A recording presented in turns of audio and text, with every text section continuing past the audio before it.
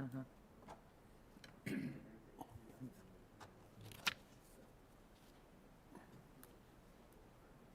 trying to get people to mute their microphones, but they put it in the chat and they're not.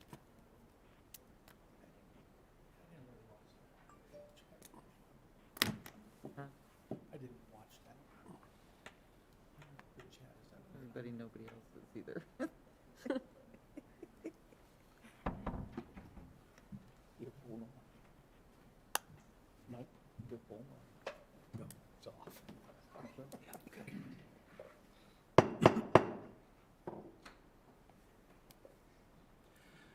The regular meeting of the Mishawaka Common Council for Monday, March 1st, 2021 will please come to order. This evening, once again, in the midst of the pandemic, we'll be operating under some altered rules of procedure that are consistent with the terms of Governor Holcomb's various executive orders, as well as other relevant local health orders. To that end, we are operating under limited capacity here in the chambers, and while it's gratifying to see a few more bodies in the seats than we have on a given evening, depending on who else would show up, it may be that we have to ask folks to step out in the hallway while we're waiting for their agenda item to rise to the top of the agenda, but I promise we'll try to avoid that if at all possible, and we appreciate your patience with us along those lines. We also will ask that, we will indicate that members of the public are asked to place their microphone on mute during the meeting. And I will note that in reviewing my screen, there appears to be one individual who is participating remotely who has not muted their microphone. So if you would please place your microphone on mute. And keep your microphones on mute with the exception of any public hearing. At the appropriate point in the public hearing, I will invite the public to unmute their microphone for purposes of submitting such comments as they wish to make, one person at a time. All persons wishing to make public comments will be asked to first state their name and address for the record, and then after completing his or her public comments, members of the public will once again be asked to place their microphone on mute. And we thank those in physical attendance as well as those participating remotely for their cooperation with us. With that, we will move into the Pledge of Allegiance, followed by a moment of silence in remembrance of the more than 513,000 Americans who have lost their lives as the result of COVID-19. pledge allegiance to the flag of the United States of America and to the republic for which it stands, one nation, under God, indivisible, with liberty and justice for all.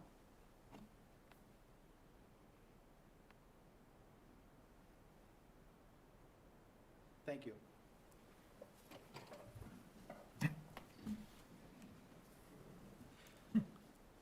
Madam Clerk, would you please call the roll?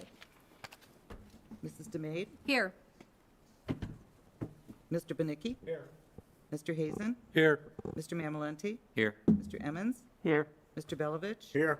Mr. Compton? Here. Mrs. Volker? Here. Mr. Hicksonbaugh? Here.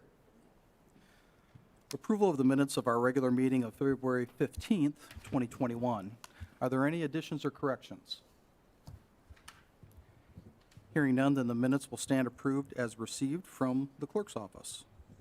Petitions, communications, remonstrance, and memorials. Yes, Mr. President. We have petition number 21-02. This is a petition for Penn PUD amendment to allow an 8-foot-high anti-climb screening fence to surround the new Jude Creek Water Treatment Plant, lot number 2 of Jude Creek Business Park is vacant land. This is to the Common Council, and it is signed by Ken Prince, our city planner. Thank you. This evening, we have no report of any special committee, no ordinances on first reading, nor any resolutions, so we will move into ordinances on second reading. Proposed ordinance number 2021-10, an ordinance amending Chapter 137 of the Municipal Code of the City of Mishawaka, Indiana, as from time to time amended, commonly known as the zoning ordinance of 1966 of the City of Mishawaka, Indiana. This is to rezone from C4 Automobile-Oriented Commercial District to C1 General Commercial District, 1333 Lincoln Way East. Thank you. May we have the committee report, please? Yes, Mr. President. To the members of the Common Council of the City of Mishawaka, your Committee on Land Use Planning, to whom was referred the matter of proposed ordinance number 2021-10, report that they have examined said matter, and in their opinion, it should be presented to the council as a whole. This is signed by the entire committee, and I move for its acceptance. Second. A motion has been made and seconded to approve the committee report. Are there any questions or comments from the council? If not, then all in favor signify by saying aye. Aye. I'm so not used to this. I know. The record will reflect we can have voice votes since everybody is physically present. It's a nice change. All those opposed? Committee report stands approved. With that, we will then move into the second reading and public hearing on proposed ordinance number 2021-10. Anyone wishing to speak in favor, if you would, please begin by stating your name and address for the record. Good evening, Mike Huber with Abbott Marsh Consultants, 315 West Jefferson Boulevard in South Bend, Indiana. Appreciate your consideration of our request this evening. I'm here representing the petitioner who is also present this evening as well. Our request this evening is to rezone the parcel at 1333 Lincoln Way East from C4 automotive commercial use to C1 general commercial use. The owner acquired this parcel. Secondary to acquiring the parcel on the corner, it allows him to expand his site for the development project at 1335 Lincoln Way East. Our goal is to combine the two parcels. The desired use or the proposed use here, my client would like to build a laundromat and maybe have a small office component to that as well. That's probably about a 2,000 to 2,400 square foot building. This is a down zone, so we'll be allowing or preventing future gas station types, auto type uses here. Something that I think is a little more in line and consistent with the other four corners, three of which are C1 general commercial as well. A little less impact on the residential neighborhoods surrounding as well. We understand that we'll have to have a buffer yard for the residential uses, and by ordinance, we'll make sure we meet those. And so we appreciate your consideration for our request tonight, and I'm happy to answer any questions you might have. Thank you. Any questions for Mr. Huber? One brief one. Although we're not at the site plan process or point in the process, with respect to the part of this petition that is currently a residential use, that would be, subject to this rezoning. That sits in fairly close proximity, at least as it sits today, to the neighboring homes. So do you have any information that you can share with us on how the future development will be screened? I know you're going to say that you'll comply with all of our city ordinances, but can you provide any other additional detail? Yeah, the buffer yard against the residential component, which would primarily be to the west of this, and I guess across the alley.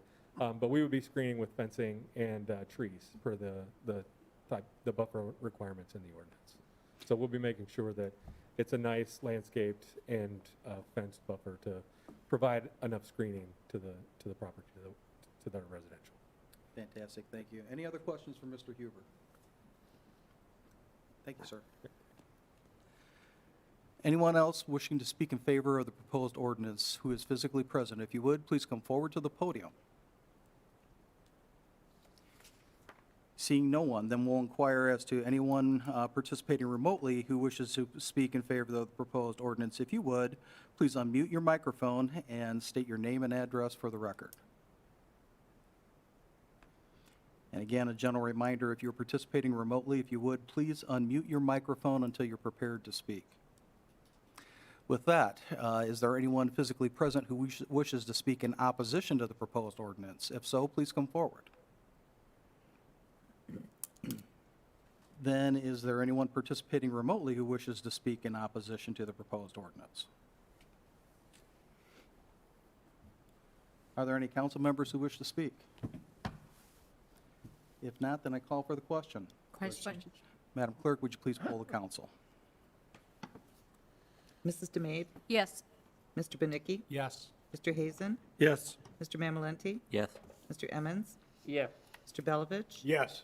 Mr. Compton, Yes. Mrs. Volker, Yes. Mr. Hicksonbach. Yes. The proposed ordinance passes 9-0.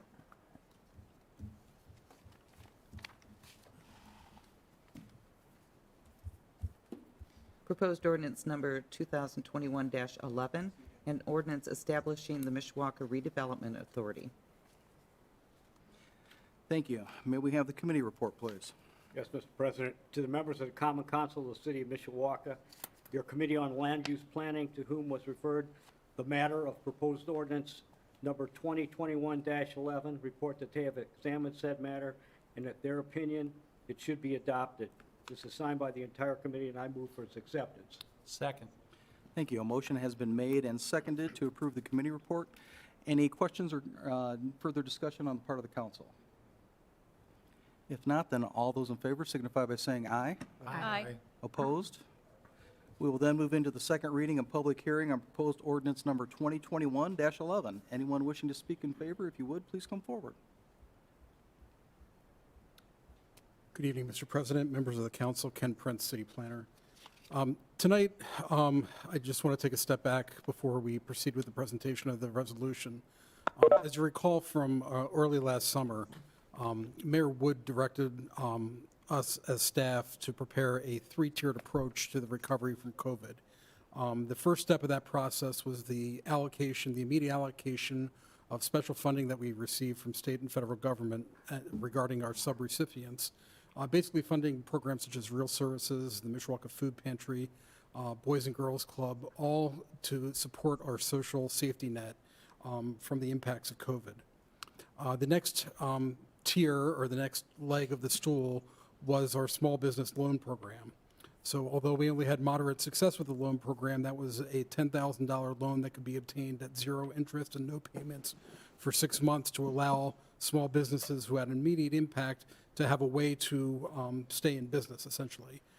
Again, we had funded 50 potential loans, and of that, 6 were ultimately approved, and we think that by and large was because of the grants that were afforded from the federal government that were obviously, if you can get a grant rather than a loan, you take the grant instead of the loan. At that time, we identified the third leg as a potential bond issue for stimulus. We knew as part of the recovery that construction trades were going to slow and businesses were going to be adversely impacted. And when you look at the way local government can assist, providing construction jobs into the economy is one of those ways. And so essentially at that point in time, we started developing the construction documents necessary. If you can imagine projects, you can't wish them into the ground. You have to prepare detailed plans and specifications. I will say that we did not make up new projects as part of the proposed stimulus. What we did, as we discussed at a previous meeting, was we took projects that were already on our capital improvements plan, or basically attempting to move those forward. When we met, or after following the direction of the Redevelopment Commission earlier this year, we engaged legal counsel to assist us with the process. So since that time, we've forwarded multiple pieces of information to you regarding the step-by-step process that's needed to undertake a $45 million stimulus bond. So $45 million essentially we thought was a good bite of the apple. I don't know how else to describe that. But it puts a significant amount of work on the streets, but yet still reserves bonding capacity within our tax increment financing district should other projects come along. And rather than belabor that point this evening, I just really want to reiterate that Catherine Finello, who's a partner with Creek Default, is attending virtually. She'll be presenting the specifics on the resolution. But I will say this evening, the only thing that you're acting on is creating the redevelopment authority. You are not actually approving the bond issue this evening. As was identified in Catherine's outline of the calendar, that would not occur until your May 3rd meeting. So regardless of how you may or may not feel on the bond issue, we're respectfully asking for your favorable consideration of the ordinance this evening because it allows us to continue to move forward. And obviously, we can continue, as we have from the beginning, indicated that we're willing to talk at any point in time regarding the bonds or any point in the process. So if you have any questions for me, I'd be happy to answer them. I know Mayor Wood is attending if you have any questions for him. Otherwise, we would turn it over to Catherine for her presentation. Thank you. Any questions for Mr. Prince? Great. Thank you, Ken. Thank you. Anyone else who's physically present who wishes to speak in favor of the proposed ordinance. If you would, please come forward to the podium. And Mr. Mayor, if you want to defer until after Catherine talks, if that's your pleasure, we can make that happen.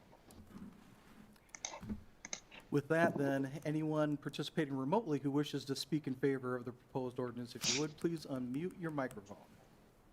Ms. Finello? Can you hear me? Yes, we can. All right. Good evening, everyone. It's good to see all your faces in the Mishawaka City building. Thank you. As Ken discussed, this ordinance before you is simply to establish a redevelopment authority under Indiana Code 36714.5. As explained previously in the material provided, a redevelopment authority is required here to use as a financing mechanism for the size of the projects that are being discussed. The statute itself lays out all the parameters for the redevelopment authority, and all of the components in the ordinance that you have before you are in strict conformance with the statute. It provides the number of board members, who may appoint those board members, and exactly what the purpose and the role of the redevelopment authority is. So as Mr. Prince indicated earlier, this is simply to establish the authority to provide us with this financing mechanism. And there will be several approvals along the way as we get closer to the bond approvals. And I'd be happy to answer any questions about the authority establishment. Thank you. Before I inquire whether any council members have any questions, in order to help me avoid trying to get into any trouble with the city clerk, could you state your name and address for the record? Oh, yes, sorry. Catherine Finello, 18441 Summerwind Lane, South Bend, Indiana. Thank you. I owe you one. With that, any questions from the council for Ms. Finello?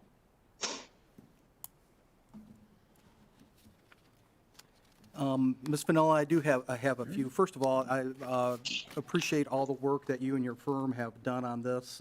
It's an exciting opportunity for us in a creative way to fund the projects that we're looking to fund. But since it's new, I do have some questions that, and in many respects, you've already answered the questions with the summary document that you provided to us. And again, thank you for the work on that. But just a couple of follow-up questions. You know, I'm going to try to be specific on your summary document. I'm looking at paragraph 2B, lease payments, and then subparagraph 3. And it talks about at the end of the leased asset will become the property of the redevelopment commission. So then there would be a formal transfer title back to the redevelopment commission at that time, correct? Correct. And the redevelopment commission could then transfer it back to the city. Okay. The good thing about this structure is that it all stays in the family, so to speak. All right. And then I'm going to jump down to paragraph C in that same section, which talks about, you know, the maintenance and repair of the leased asset during the term of the bond. And there is a reference to the relationship between the redevelopment authority, the redevelopment commission, and the city. And I want to make sure that I understand this correctly. As I read this, that the redevelopment commission, and it's phrased as the city/Mishawaka Redevelopment Commission for obvious reasons. But my question is, if title to this asset is going to be held initially by the redevelopment commission after the transfer takes place from the Board of Public Works, and then it's going to be held by the redevelopment authority during the pendency of the bonds, I can understand why, I guess, what would be the involvement of the city in making repairs to an asset that it no longer holds title to? So the commission could enter into what we call an agency agreement of sort to allow the city to make those repairs because again, there will be a lease. The redevelopment commission is leasing the asset from the authority. And so yet the city will want to make repairs and improvements to the road. So it was simply a matter of effecting a paper transaction where we allow the commission and the city to enter into basically an agency agreement allowing the city to make those improvements, as long as those improvements continue to hold and increase the value of the asset to support the bond. Must have sent it in a separate email. Let me follow up then, and this wanders into the final paragraph in your document. So then, if the repairs, and you know, it's probably more of a theoretical question than anything else, but if repairs are necessary during the pendency of the bond, would the funding source for those repairs be TIF funds or the general funds of the city of Mishawaka? It could be either, depending on what the project is Okay. and how the city wants to fund it. And so, Okay. Then I have a couple questions related to the timetable that you put together for us. And again, thank you for your work on that.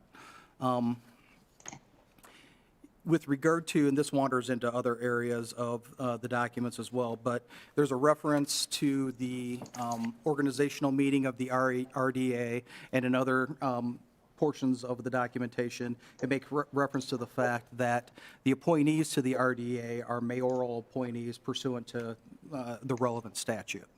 correct. As a follow-up question then, would there be anything, if he was so inclined, that would preclude the mayor from appointing a member of the council to the RDA if that was his pleasure? Not that I'm aware of. Okay. Then I'm jumping forward to the portion of the timeline all the way to Monday, June 7th of 2021. And there's a reference there to that being the last day for 50 or more taxpayers to object to the execution of the lease or file an action to contest the validity of the lease. First question is, what is the start date for that 50-day period? If June 7th is the last day, when does the period, for the objection period, I guess I'll call it, begin? That would be May 6th and 7th when we publish notice of an execution of lease. And then jumping back down to June 7th, with regard to an action to contest, would that be subject to the jurisdiction of court here in St. Joseph County, or would that be more akin to an administrative proceeding before a body of state government? Could be both. Quite frankly, one that I'm aware of has never been filed. Oh, well, and I hope I didn't jinx us by asking that question. But thank you for that. Not saying there hasn't been, I'm not aware of one. Okay. And then just a couple more questions, and I appreciate your patience with me with regard to the statutory underpinnings of the action that's being proposed. You know, I'm looking at Indiana Code 36.714.5. My first question is, and again, I'll confess, I wasn't aware that this was available to us under the law, so congratulations to you and the administration for your creativity in identifying this for us. One question is, as you may be aware, we have recently embarked upon a plan to, we purchased the old Liberty Mutual building in downtown Mishawaka, and now embarking upon a move of City Hall and some other governmental offices to that facility. Just out of curiosity, would this same type of funding mechanism have been available to us with regard to the City Hall project if we had chosen to go that route as opposed to using utility bonding? That I can't really answer without further information. Okay. But this is available for public improvements projects, you know, that usually are more high dollar and that require a lease, but there are other ways to finance those projects as well. So without all of the information, I wouldn't say for sure, but. That's a fair answer. Thank you. And then there is a reference in the ordinance in front of us to, as I read it, the potential of a special benefits tax being part of the mix here. Could you explain to us how that would work and what the likelihood is that a special benefits tax would come into the mix here? So as I understand it, this is going to be covered by tax increment. In some projects, they are funded by tax increment, and to the extent that tax increment is unavailable, a special benefits tax which is really kind of the special language for the redevelopment district, and is basically a property tax that is levied in the redevelopment district, which the boundaries are the same as the city. So it's just a different way of calling it a property tax under the code. Okay. And then, final question, at least from me. I read these documents as making no reference to any additional pledges of security on the part of the city, the redevelopment commission, or any other affiliated Mishawaka entity to secure the bonds. Is that correct? That is correct. Any type of security really is not going to be in any document except for the bond documents that would be approved by council, which that security right now is the tax increment. All right, fantastic. Again, I appreciate your patience with my questions, and thank you for the information. Welcome. Any other questions for Ms. Vanillo? And thank you, Catherine. Welcome. Is there anyone else participating remotely who wishes to speak in favor of the proposed ordinance?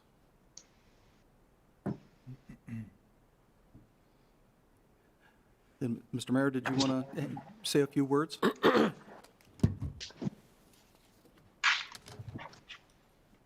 Thank you, Mr. President. Council members, David Wood Mayor, here to speak in favor and encourage your support of proposed ordinance number 2021-11. This is one of the formalities that we need to accomplish while working towards the ultimate goal of passing our bond, which has been explained on at least a couple of occasions. First of all, as we started and presented to the Mishawaka Redevelopment Commission, and then had a special meeting for the council to discuss what our goals and intent are. As our city planner so ably communicated, we did come up with a plan. This was but one leg of that plan. More specifically, we think that the timing is right for a project, a program such as this. And why do we think so? Because we are seeing right now a great opportunity to bid out projects. We have bid out a couple here recently where we have saved, just in bids alone, coming back several $100,000 on each project. That tells us that companies are hungry to get our work, and that they are sharpening their pencil to get it. So that's a good indicator of what we can expect with a bond such as this. Also, these are projects that we're going to build anyway. We may not get to them paying cash until 6, 8, 10 years down the line. We're certainly going to build them cheaper now than we will in 6, 8, 10 years. And we also want to take advantage of the favorable interest rates, God bless you, that we're going to be receiving in this current climate. So if we can, say, get interest rates of under 1% and save ourselves hundreds of thousands of dollars potentially on each project, those add up. And then if we can get projects done now rather than pay more over the course of 6, 8, 10 years, then we think that that is a very good, sound plan financially. I'm a guy who does not like debt, but if there were ever a case to do it, this might be it, because we do know that there are companies out there, which translates into workers out there who are also our citizens, who are looking for the work for their long-term viability. And so I would encourage you to support this. Again, this is just one of the formalities. We have multiple boards. This would just be another one. We only pick good people to serve on our boards, and people who have the best interests of the city of Mishawaka at heart. And so that would certainly be the case with this. And with that, I will ask if you have any questions. Thank you. Any questions for Mayor Wood? Not a question, but again, thank you to you and Mr. Prince and everybody else involved for the creativity that you've shown to bring this to us. All right, thank you. And with that, we'll move into Anyone physically present who wishes to speak in opposition to the proposed ordinance, if you would, please come forward to the podium. Seeing no one, is there anyone participating remotely who wishes to speak in opposition to the proposed ordinance? Thank you. Are there any council members who wish to speak? If not, then I call for the question. Question. Madam Clerk, would you please poll the council?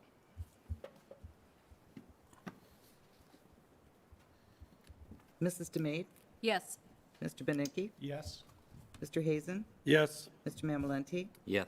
Mr. Emmons? Yes. Mr. Belovich? Yes. Mr. Compton? Yes. Mrs. Volker? Yes. Mr. Hixenbaugh? Yes. Proposed ordinance passes 9-0. Thank you. We'll now move into the privilege of the floor, and at this point, we will invite members of the public to speak with respect to non-agenda items only under privilege of the floor, and we'll begin with anyone who is physically present here in the council chambers who wishes to speak under privilege of the floor. If you would, please come forward. Please.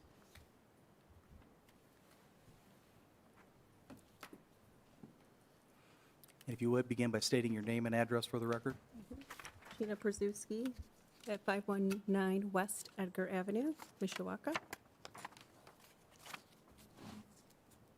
Gina Przewski. Yeah. Oh, I can go now? Yep, and then the floor is yours, ma'am. Okay, thank you.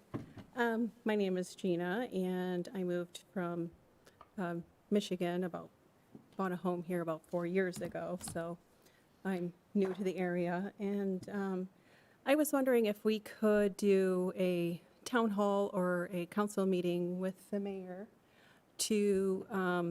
with the health department to go over some questions and concerns your constituents have for this Moderna and Pfizer biotechnology gene therapy shot that they're giving out. Because this is not a vaccine. This is new technology. This is an experiment. And I think there needs to be more questions that are answered by their health department and mayor that it's rolling out. Well, I'd certainly be happy to engage in that conversation with His Honor. He is here live and in person, so I think you're welcome to speak with him as well. We certainly can't commit to the health department participating in any such meeting, although they're certainly a valuable partner for us in the community in the effort to address the pandemic. My one additional bit of hesitation is that with regard to vaccination and the specifics of the vaccine, that's heavily regulated by the federal government. So while there could be undoubtedly there'd be some good information that could be shared at the local level, there's a big piece of the puzzle that lies at the federal level as well as the state level. But certainly we'll consider your request and consult with the mayor and the health department and any other relevant players to see if there is such a opportunity that we can put together. Can I make a couple good Absolutely. statements? The floor remains yours, ma'am. Okay, thank you. I did a lot of research, about 2 months' worth of research to what this is and if it's right for me, if it's not right for me. And just some things that are concerning is Moderna's never produced a successful mRNA before, ever. And they had one that they were trying in 2017, and they had to scrap that because it kept killing animals. So, and I don't know if you know that Moderna created this COVID biotechnology gene therapy in 42 days. They could skip the main trials because it's under the emergency use Authority Act. So it was only maybe 3 months. We don't know what the long-term effects are. We don't know what the mRNA, how fragile it is, because if it's mutated, it can cause cancer, it can cause neurological disorders, and you can't get that out of your system. It's not like a wild virus that was weakened or dead, that your own immune system can get it out. This is created to be in your immune system. That is the difference.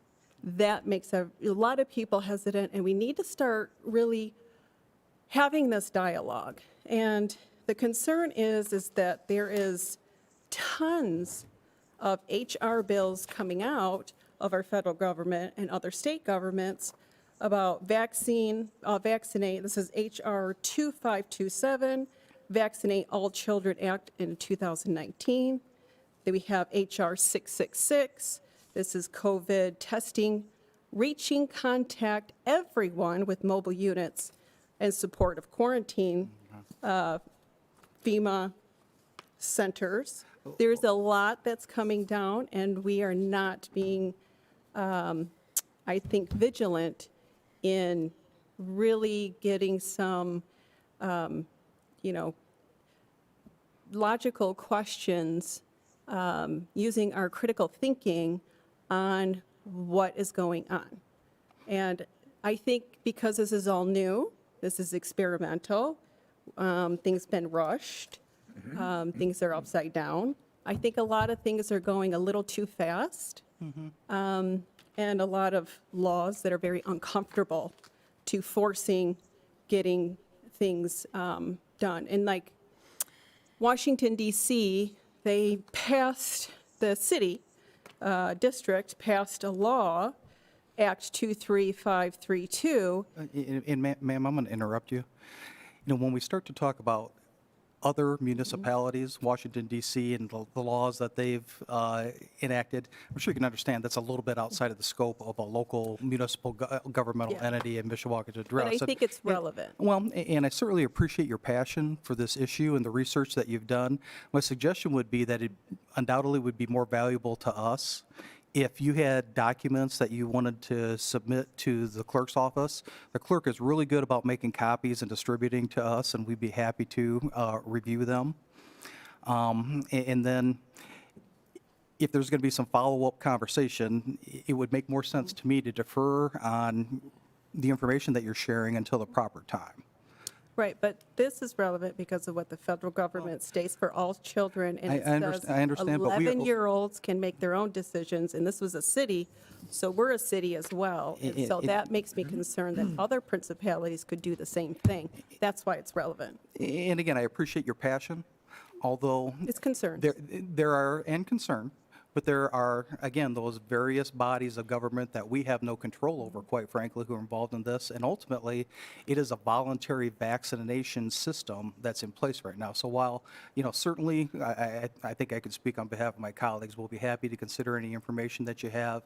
If there's a desire to work with other entities to put together some information sharing for the community, we'll take a look at that. But, at this point in time, I'm going to ask you to wrap up with any additional final points that you wish to make. And again, invite you to submit any written information to us that you'd like us to consider.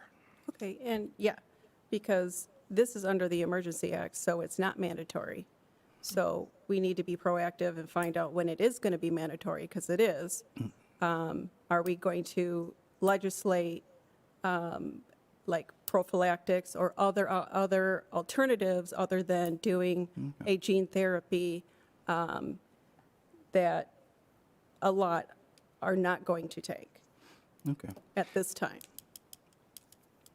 thank you. Are there any questions for the presenter? Mr. President, I just have a comment that Mr. Hazen? it might help if the health department is overseen by the St. Joe County. Right. And I think if you haven't been to one of their council meetings, that might be helpful there.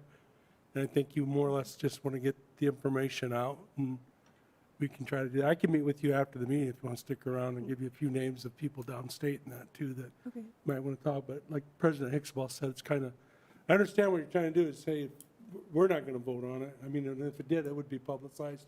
You could come and talk at that meeting. But I think it's interesting, and I think I could give you some names of people that you could talk to. Yes, because that is the concern, because these are getting passed in local cities, a lot of them. And so you guys have the power to do the same thing if you wanted to do the same.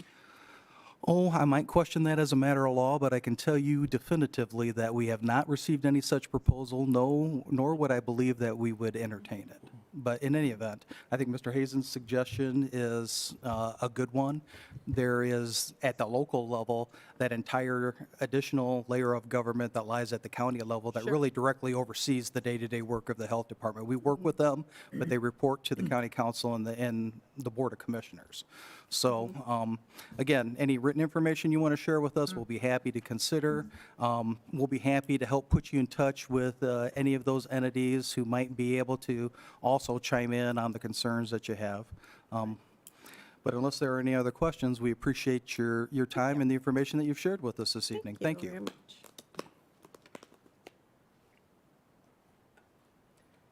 Thank you. Is there anyone else physically present who wishes to speak under privilege of the floor?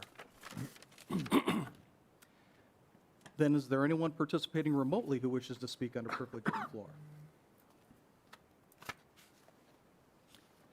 And with that, we will move into unfinished business. Yes, Mr. President, we have proposed ordinance number 2021-02, an ordinance amending Chapter 137 of the Municipal Code of the City of Mishawaka, Indiana, as from time to time amended, commonly known as the zoning ordinance of 1966 of the City of Mishawaka, Indiana. This is PUD amendment to allow fuel pumps and convenience store with parking reduction at 520 Bittersweet, southeast corner of Bittersweet and Vistula. Thank you. May we have the committee report, please? Yes, Mr. President, to the members of the Common Council of the City of Mishawaka, your Committee on Land Use Planning, to whom is referred the matter of proposed ordinance 2021-02, report that they have examined said matter and, in their opinion, should be presented to the council as a whole. This is signed by the entire committee, and I move for its acceptance. Second. Thank you. A motion has been made and seconded to approve the committee report. Any additional questions or discussion on the part of the council? If not, then all those in favor signify by saying aye. Aye. Opposed? With that, we will move into second reading of public hearing on proposed ordinance 2021-02. Anyone physically present who wishes to speak in favor, if you would, please come forward to the podium. Thank you, Mr. President. My name is George Lepiniotis, also of the law firm Krieg DeVault, Mishawaka office. My address is 4101 Edison Lakes Parkway, Suite 100. Good evening, and thank you for having me. I am here on behalf of the petitioner, one of the petitioners, Dave & Sons Properties, LLC. Dave & Sons is a owner and operator of various convenience stores and gas stations throughout the state of Indiana. As part of their business, they identify opportunities to grow their business and develop new stations. One of their niche markets is taking now vacated and bankrupt family video stores and converting them to convenience stores, gas stations. They have found large success in this, in that the convenience stores are often located in high-traffic commercial zones, much like the one at the corner of Bittersweet and Vistula. I have presented to you earlier today a quick book of the project. The project has brought more concern than I originally thought when I took on the assignment on behalf of the client, quite frankly. And so I thought it would be beneficial if you had this in front of you so that you could see a little bit more not only about my client, but also about his proposal for that particular station. I have found that the more information that I can give you, the better off you might be in making your decision. As I mentioned, it is a vacant family video store. It is currently zoned, and that's an error, and I apologize. It's currently a PUD with an allowable zoning of C2 commercial. It is not the C3 downtown district, as we all know. They are requesting a change or an amendment to the PUD, and that is the Mercado, PUD, to allow for fueling stations. That would be C10.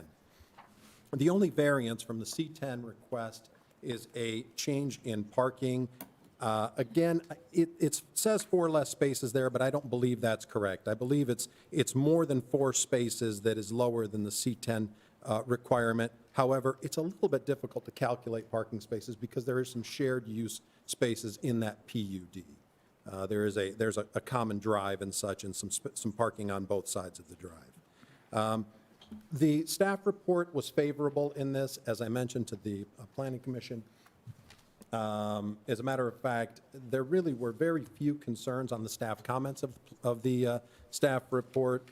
I believe that one of the concerns was that a barrier be provided between the residential neighborhood to the east, and that is the Reflections apartment complex. The site plan you have on the very back of this packet will show that that has been agreed to. It may even be a little bit higher, and it may even have a hedgerow along with some screening to help give a solid block between those two uses. We say this often, but the station would be one of the highest and best uses for the corner. It is an interesting corner in the sense that there's a medical plaza to the northeast, or to the north, actually, on the northeast corner. There is a school and church, Catholic school and church, Queen of Peace, on the northwest corner. And then there's some residential, the Twin Branch residential neighborhood surrounds it, as well as the apartment complexes.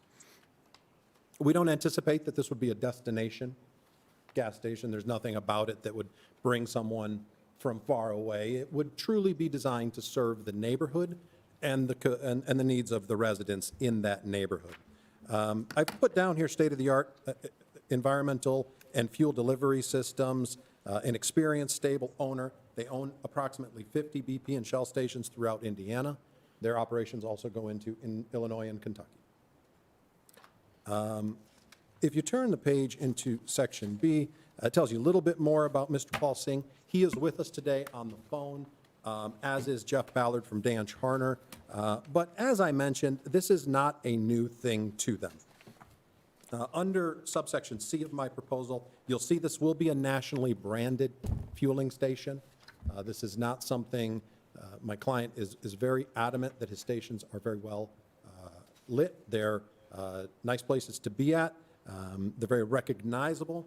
I also note on page 3 of my proposal, because this has become somewhat of an issue, and I underlined it, this is not a 24-hour operation. My client would be willing to put that in writing and make it a part of the PUD amendment so that the station could be limited in its hours, at least the convenience store part. Now, Mr. Hazen was part of our town hall meeting and others with experience in that industry, and a question came up on the fuel pumps. While the convenience store may close with the fuel pump stand, the state of Indiana allows for that. Our environmental laws have, with the advances in technology, operators can keep an eye on their fueling pumps, and there are alarming systems built in now. So yes, the fueling pumps would stay on, but from what we understand, that is largely become universal and is almost an issue of safety and convenience, especially, for instance, my client's example was an employee doesn't show up 30 minutes late for work on a particular morning, and a person is used to stopping at that gas station to get fuel and does so, and the pumps aren't working because the employee was late. This would alleviate some of that hassle, and that's what it was designed to do, both at the state level and at this particular station. I've put down here that the proposed hours would involve closing by midnight. I don't think it would be every night, and we are flexible and open. The bigger concern is that it is open early enough to be open and take advantage of the morning traffic. That is an important part of my client's business, is being able to serve those as they get up and go to work and get ready for their day. As I said, we've got a professionally engineered site plan considerate of the traffic flow. Dan Charner spent a significant amount of time and expense on the site plan and looking at a truck flow pattern. During our town hall meeting, which was prompted by Mr. Emmons during Planning Commission, we spoke with the residents, and that was one of their concerns, was the traffic. That really was the only issue that became something more than a question. Was there were a couple of residents, one of whom was a truck driver, who had some concerns that the site was too small to allow for that. So toward the end, if you skip ahead to H, which is toward the end of the book, you will see a truck movement study prepared by Dan. The black lines, from how I understand it, and I am not the engineer, but the black lines do represent the tire marks. If you were to put ink on the tires and let the truck drive through there, that's where tire marks would fall. With the exception of one a tree, which is an example of the landscaping that could be accommodated with different types of shrubs and trees, there really is no impact, including what I consider to be a very hard left turn heading westbound, either onto or off of Vistula. The traffic flow shows that there is ample room. As a matter of fact, in some spaces, if you look at your scale of an inch being approximately 20 feet, there are some spaces where the flow is almost 40 or 50 feet wide for a truck to make it into and out of the site. So this site plan, and I stress, was really created in response to some of the concerns we heard at the town hall meeting. And that really was the one issue that stuck with us, was the 24-hour concern and the site being able to accommodate those trucks. So we wanted to give the council that assurance that we had looked at it scientifically and ensured that it could happen. Moving backwards, which I often don't like to do, but I do sometimes. Section D shows photographs of my client's most recent station. This one opened approximately a month and a half ago in Brownsburg, Indiana. It is one of the BP concepts. You can see the interior of the store is well lit, well trafficked, well scoped for various code and safety provisions. And if you look at the exterior, one of the things that I want to note on page 10 of my pamphlet is how focused the light is off of the canopy. That is important in an area, in a residential neighborhood, where there are neighbors, and we do not want light from this fueling station to flood someone's front yard. If you'll notice, the light dies quickly, and that is largely because most of the light is pointing down from the canopy. It is designed that way to ensure a minimum amount of light spillage off of the site. I also, in Section E, gave you just an example. My client has not yet created a drawing of the fuel systems, but this one I found online, and it is close. It is not perfect, but it is a close representation of what the fuel tanks and systems would look like underground, and just how many safety precautions are in there, including strapping it to those dead man anchors that you can see there to ensure that they don't twist and turn. That has been a problem in the past. This is a double-walled line tank. Part of it is fiberglass, although there is an option for all of it to be fiberglass. It is controlled through a computer terminal, for lack of a better term, that is in the station, constantly monitored both locally and remotely. From what the environmental and fuel pump system consultants and contractors tell me, there really is no way nowadays that you can have a fuel spill and not know of it. So, and as I mentioned, my client has a significant amount of experience in stations and is a very professional operator. He was part of the town hall meeting, if you look at page 15. He was part of the town hall meeting on February 10th and open to answer questions. I believe he was very open to the community and made himself known. That the notice was given of that town hall meeting to residents by council members, neighborhood watch groups, and some social media. It included the Twin Branch Neighborhood Watch. It included notice by the owners of Reflections and to their residents, and that's the apartment complex that is part of that PUD. It was held via Zoom. It lasted for approximately an hour with a maximum participants of approximately 25 out of the, and I'm sorry, I don't know exactly how to quantify how many people were invited, but hundreds of people were invited. And there were approximately 25 participants, including 4 council members, myself, Jeff from Dan Charner, and my client. Generally, we received a positive response, except for the truck issue. Otherwise, members of the council, I have nothing further to tell you, except that I appreciate your time, I appreciate your consideration, and hope you will vote for this change. I think it is the highest and best use, and I'm open to any questions you might have. Thank you. Any questions for Mr. Lupinoitis? Mr. Benicki? Thank you, Mr. President.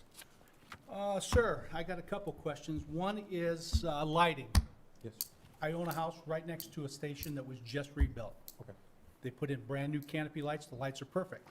But now you got entrance lights You got lights on the side of the building for security, things like that. It's like the sun is up 24 hours a day. So for you to say that that light won't reflect other ways, I don't believe it. Okay. I can tell you that you have the photograph in front of you. There is no plan to put lights on the side of this building. Okay, how about like the drive entrances? There's only plans to put lights on the canopy pointing down. And, So that's a security issue then? oh, absolutely. There is a plan to put lights on the canopy pointing down. Absolutely. Yeah, but I'm saying that at the drive entrances. If you're gonna have cars coming and going Well, at night, that could be an issue. I don't think that's, and I can research it for you, sir, but I don't think that's code that you need lights at drive entrances for all commercial stations. As a matter of fact, light pollution is a big deal, like you mentioned. As we run into these more planned urban developments, these situations where commercial and residential sometimes coincide, light pollution's a big deal, and my client's very cognizant of it, and will do everything he can to limit that, including the fence, and the fact that on this particular site, I believe there's really only one house directly bordering it to the east, to the west. On the east, West. you have that entire strip, of course, but there will be a fence with block. Okay. And then I go back to your diagram of the truck traffic in and out. Yes, sir. And I really have to question ingress and egress of this store in general, because onto Vistula, if you got one car who wants to turn left, one wants to turn right, there's not enough room for 3 cars in that drive entrance, more or less a truck. Well, you know what, I've got Jeff Ballard here on the phone. If you could, Jeff, if you could unmute? Why don't we defer until we complete questions for you, and then we'll Okay, give well, Mr. I would Ballard defer the- that question to Jeff. Okay. He's the engineer, and he ran that study, so Okay. I would be lying to you if I barely understood it when I looked at it. He had to explain it to us. Okay, and then as far as traffic, not only on the site, because that is such a tight site. I actually owned a store for 22 and a half years, so I got a little experience. When we're talking about the traffic on both Bittersweet and Vistula, one of the attractions is the traffic flow. But part of it is that you've got all these school buses for both the high school and a middle school that is just to the north of that. And so now you've got backed up traffic at certain times of the day, morning and afternoon, when he wants his prime traffic, that it's gonna be hard to get people in and out of this. All I can tell you is this. It used to be a video store, right? Yes. For many years, and the council approved it as a video store. And it is currently zoned C2 commercial. It is on an intersection, and any use will increase the traffic. I don't know that a gas station will increase it that much more than the family video when it was in its heyday, and the only way to watch a movie at home was to go rent it, right? I would routinely return my movies in the morning on my way to work, and that would create traffic. Any commercial use will create traffic, and I think that the site does plan for it. Remember, it's part of that PUD, so it also has that common road to the south. And so that will create a little bit of flow away from the intersection, and cars can access from that entry, that common entry off of Bittersweet. Right, and to that point, so when they're leaving onto Bittersweet, there's gonna be cars that'll wanna turn left or head south. Right. And with 2 lanes of traffic heading northbound, at times that could definitely be an issue. It could, it absolutely could. And that's part of the balance, right? I mean, at some point, something hopefully will go in there. We don't want it vacant forever just to avoid traffic. Right. Right. And I think that my client is saying that if it's done correctly, he's not planning on cutting any more curbs. He couldn't. And if he could, he'd have to go through many steps to get there. Not only this body, but he'd have to go through INDOT, because I think, at least with Bittersweet, I think might have some ingress egress concerns there. There would be a lot to go through, and I just don't see that happening. I think that the site has the potential to handle the traffic that this might generate. I don't disagree with you and your experience that the site is not the biggest gas station site. Not gonna lie to you, that's impossible to do. But I do think if you look at Dan Charner's plan, it is a professionally engineered plan. It isn't just something that my client slapped on a piece of paper. And he did hire a number of engineers to look at it and to ensure that it could happen. And they're telling him, the engineers are telling him, it can work. So that's all I've got to say. Or I'm sorry, that's kind of my response to you on that. Okay, well, I think we're just trying to put a little lipstick on this, make it look pretty, make it fit, when in all reality, you know, if you had to buy that corner and tear down, would that site be big enough for a station in this day and age? Again, I've asked that question. What is the minimum? No one's told. Yeah. There are stations on less than 1 acre. And this is about an acre. Yeah, that's very, very tight. Understand? And then, you know, once you put the pumps in, it just looks like the parking that's there now, if you got cars parked east-west, you got parking on each side, and then there's one lane each direction. By the time you put in pumps with cars, there's just not enough room. There's not enough room on the west side. If you have cars fueling up, there's not enough room on the west side for cars to pass along the curb, between the curb and them cars. And I appreciate your concern. I do believe that the engineers have said there is. And I will defer those questions to Jeff Ballard, the engineer, with Dan Turner, because he would be able to give you better answers on the science and the numbers. I look forward to it. Thank you. Thank you. Other questions for Mr. Lapinoidis? Mr. Emmons? Thank you, Mr. President. Looking at your drawing here on the truck entrance and exit, you got a horseshoe type curve there.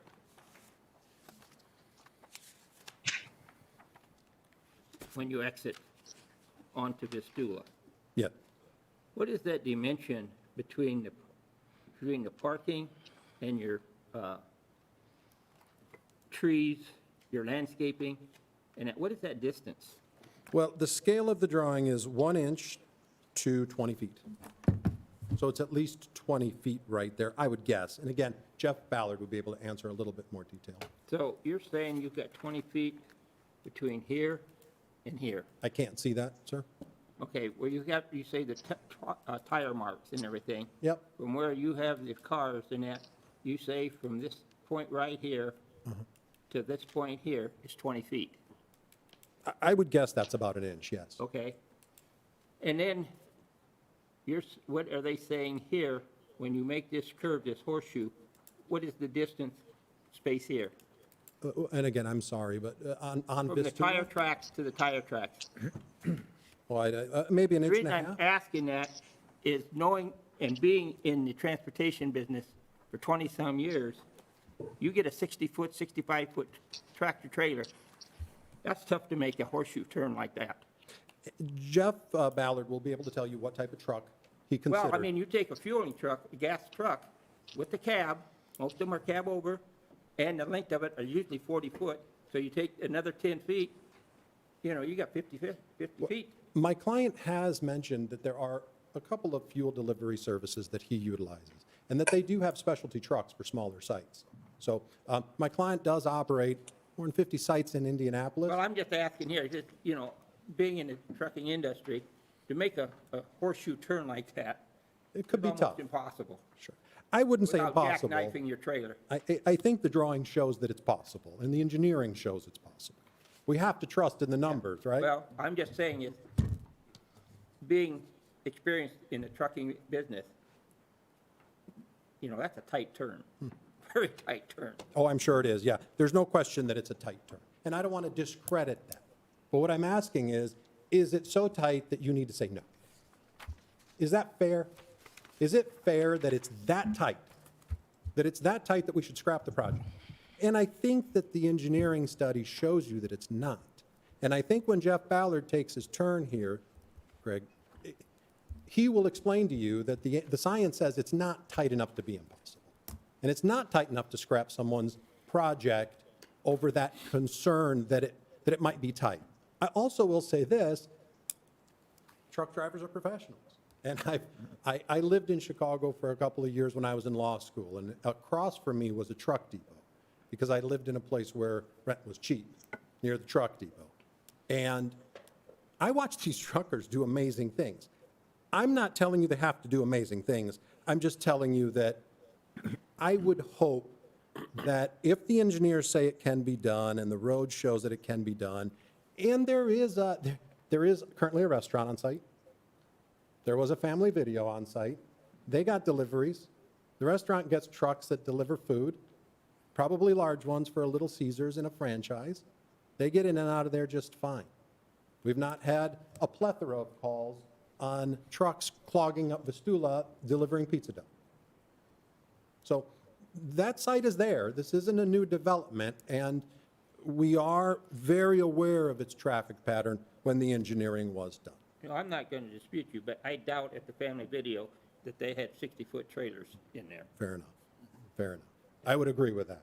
I would agree. It was probably the UPS truck. And the other question is, with being a small area, you know, we do have snow.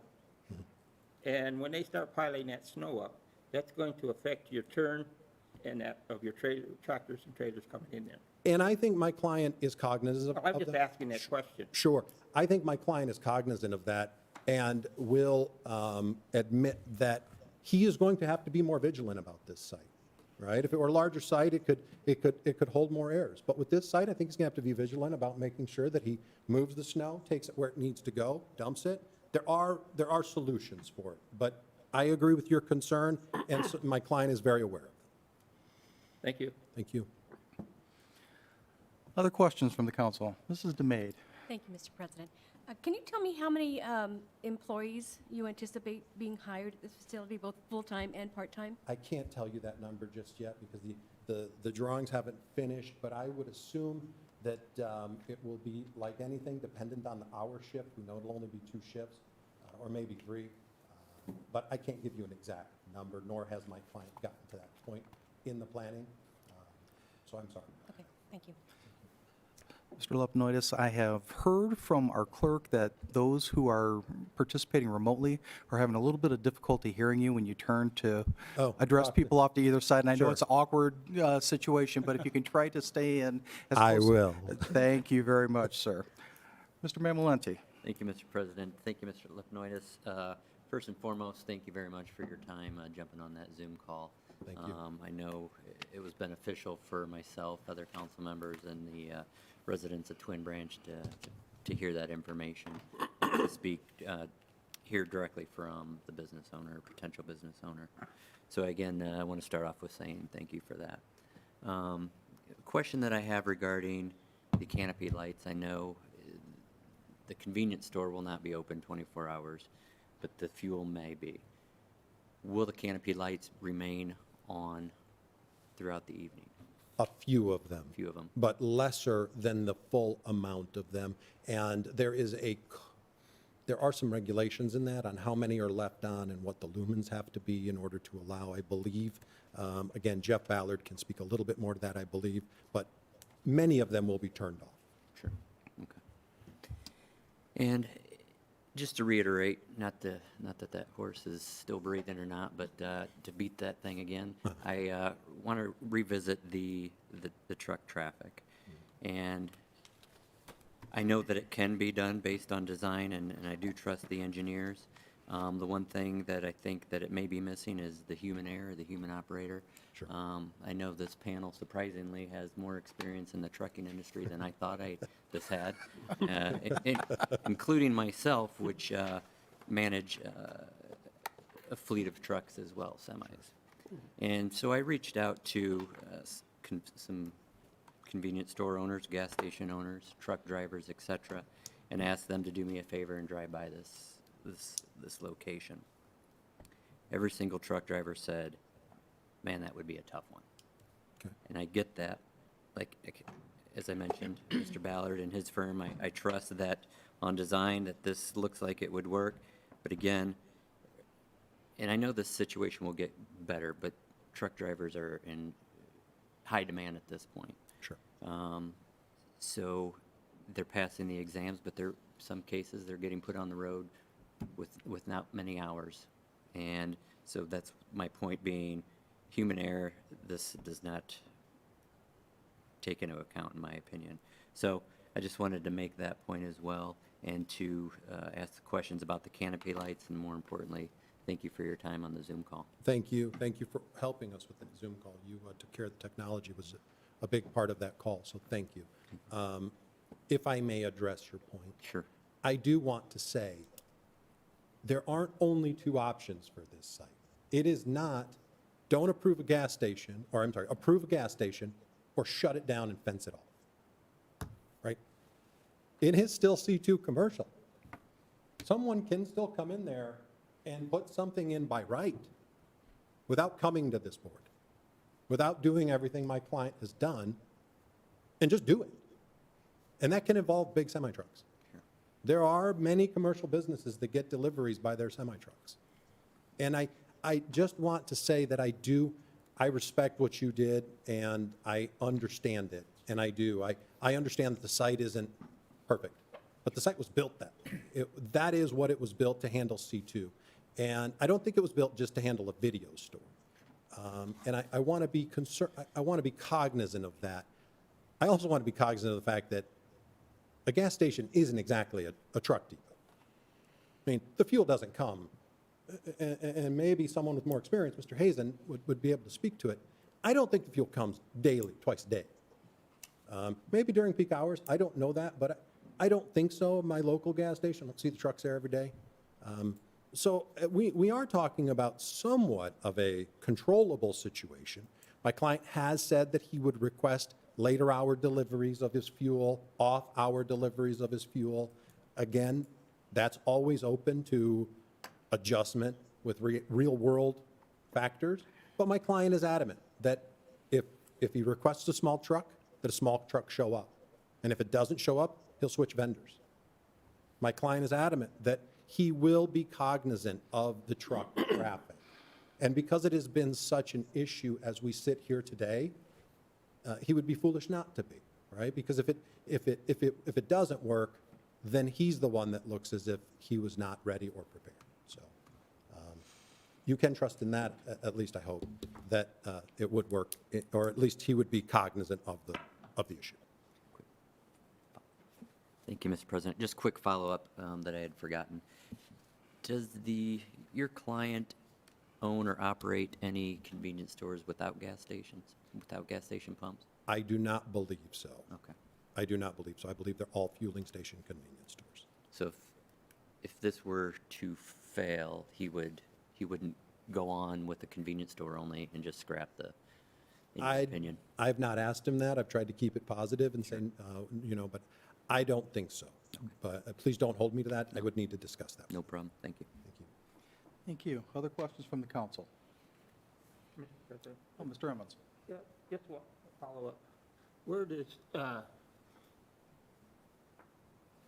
proprietor live? Does he live in the South Bend, Mishawaka area? Or No, sir. I believe he lives in the Indianapolis area. It's a 317 area. Okay, thank you. Thank you. Thank you. Any other questions? Thank you, sir. Thank you, sir. Thank you to all of you for your time. Then at this time, since he has been sitting waiting patiently and was referred to in Mr. Lepinoidis' presentation, Mr. Ballard, if you would like to metaphorically step forward to the podium and state your name and address for the record. Thank you very much. My name is Jeff Ballard. I'm with Dan Charner Associates. Our address is 1643 Commerce Drive in South Bend, Indiana. Just to back up, some information about the truck traffic routing. When we run this virtual software, we essentially run it at a mid-level, which means we're not trying to squeeze something in, and we're not trying to make it so generous that it's a simple task for a truck to get through here. Secondly, this truck that we ran through here is an average size tanker truck. It's not a 53-foot long semi, a box semi. They are designed and made to maneuver more than a normal semi truck trailer setup. So when we did this scenario, we brought it in coming north on Bittersweet, coming into that entrance as you see it, heading north and then coming back around and lining up to the turn lane on Vistula, which would be putting the truck back on Bittersweet. We did check Vistula to see if it was a truck route. We didn't see any signs that it was, but also if it were to allow trucks could also come in from the east and enter the site easier and leave on Bittersweet easier. So there's a couple of formats that could work here. But when we ran the software, we didn't push it. It's not shown to be, a win-win situation. It's shown an average truck movement through here, not pushed hard and not done softly. So this proves that a tanker truck can come in here, miss all the curbs easily, make the turns easily, come back out onto Vistula very easily. And again, this isn't going to be happening every day. It's not going to be happening during high traffic hours. It seems to me that the owner is going to make sure and take care that he arranges truck delivery, gas delivery at a time when it makes sense. I can only speak to the safety of a truck coming through here, and I can only speak to the fact that it can be done easily with an average sized tanker truck. That's our job. We've proven that. This is, right in front of your face. You can see exactly how the truck can come in here, move easily through the site and back out. To address the distance between the pumps and the curb on Bittersweet, 24 feet is as wide as a residential road in Mishawaka, two 12-foot lanes. Certainly there's enough room for a car to be parallel parked, pumping gas, and a car to move through that situation on the west side, around and maneuver through the pumps. As a designer, and I've been a site designer for almost 30 years, I don't see any issues here with circulation. Drivers are drivers. They're going to make mistakes. Truckers are truckers. They sometimes are pressured. Sometimes their schedules are tight. Sometimes they're newbies. Sometimes they're 30-year veterans or more. It's life. It's the way it works. Certainly not a reason to stop a project. To address the lighting, we haven't designed the lighting yet. I can't speak to the canopy lighting. The owner would be more apt to do that, but of course we would design the lighting to have 100% cut-off shields so that the light is not spread beyond the property line. That's the requirement of the city, which you're fully aware of what the city ordinance is for lighting. And Ken Prince and his department, they do a really good job of holding us to the criteria of the site design. So we know exactly what we have to do there. Screening, of course, will be done as required. I'm sure the owner would be willing to go above and beyond if necessary to do screening for the apartment complex. That being said, I could answer any questions if you have any, try to help the situation. Thank you. Are there any questions for Mr. Ballard? Mr. Benicki? Thank you. Mr. Ballard, with the high school and middle school being just to the north of this intersection, right across the river, there's a lot of bus traffic. I mean, they could have 6 deep on Bittersweet blocking them entrances. I mean, does that not concern you that people might try to cut through and get T-boned? And, I mean, you just seemed nonchalant about, well, stuff's going to happen. Well, not to my family. We've got to do our due diligence to make sure nobody gets hurt, whether it's on the property or whether it's in the street. I can't answer to the volume of traffic coming off of you're talking about Penn High School north of the river? Yes. Yeah, there's several gas stations on Bittersweet and McKinley Highway that deal with a lot more traffic than this area is going to deal with coming off of Penn High School. Thank you. Thank you. Mrs. Volker? Thank you very much. Mr. Ballard, I just wanted to clarify something. Did I understand you correctly when you said that the distance between the canopy and the curb on the west side towards Vistula is 24 feet? No, the distance between the pumps, the island of the pumps where the cars would be parking next to, and the curb is 24 feet. I'm not sure what the distance of the canopy itself is. Okay, so, but what you're saying is that there's 24 feet for people to maneuver in when they're pulling in and out, or pulling out probably, after having fueled their cars? When they're pulling up The space between the pumps and the curb is 24 feet. Okay, And that's essentially 2 roadway widths of a standard residential road in Mishawaka. right, 2 lanes. right. I understand that. So, and is it about the same on the east side between the pumps and the parking spaces that are up against the building? That's 36 feet. Okay, So we have a 24-foot width, which is a standard drive aisle in Mishawaka, plus 12 feet for the alignment of people up against the pumps. so just, I guess one of my concerns about, pulling in and fueling up is people that might be pulling a boat or, pulling a trailer. Do you feel, as an engineer, that there's enough room for somebody to maneuver a vehicle? Let's say it's a Suburban pulling a boat. Is there enough room to maneuver something like that through that area? Yeah, absolutely. If someone's coming in to fuel their boat and their vehicle at the same time, they have enough room to pull in there, do what they need to do, and maneuver back out. Okay. I have another question, but I forgot it. I'll remember it in a minute. Okay, thank you, Mrs. Volker. Mr. Evans? Yeah, I'd like to put this question to one of my colleagues, Mr. Benicki. Yeah. You owned the gas station for 20-some years. How many times did you get a small delivery truck to come in there and fuel your pumps? Just a standard size. It's always the same size. And it's a regular, basically a 40-foot with a tractor on it. Correct. So you're talking 50, 55 feet. Yeah, I mean, they're definitely large. I mean, to me, I can't see how a small truck can come in here and deliver 2,000 to 4,000 gallons of gas, regular, and then also the high octane, and then diesel fuel without making multiple trips back and forth. And that, it's not physical and it's not economically feasible. So, thank you. Thank you, Mr. Evans. Any other questions for Mr. Ballard? Mrs. Volker? I remembered my question. Thank you. Thank you, Mr. Evans, because you prompted me.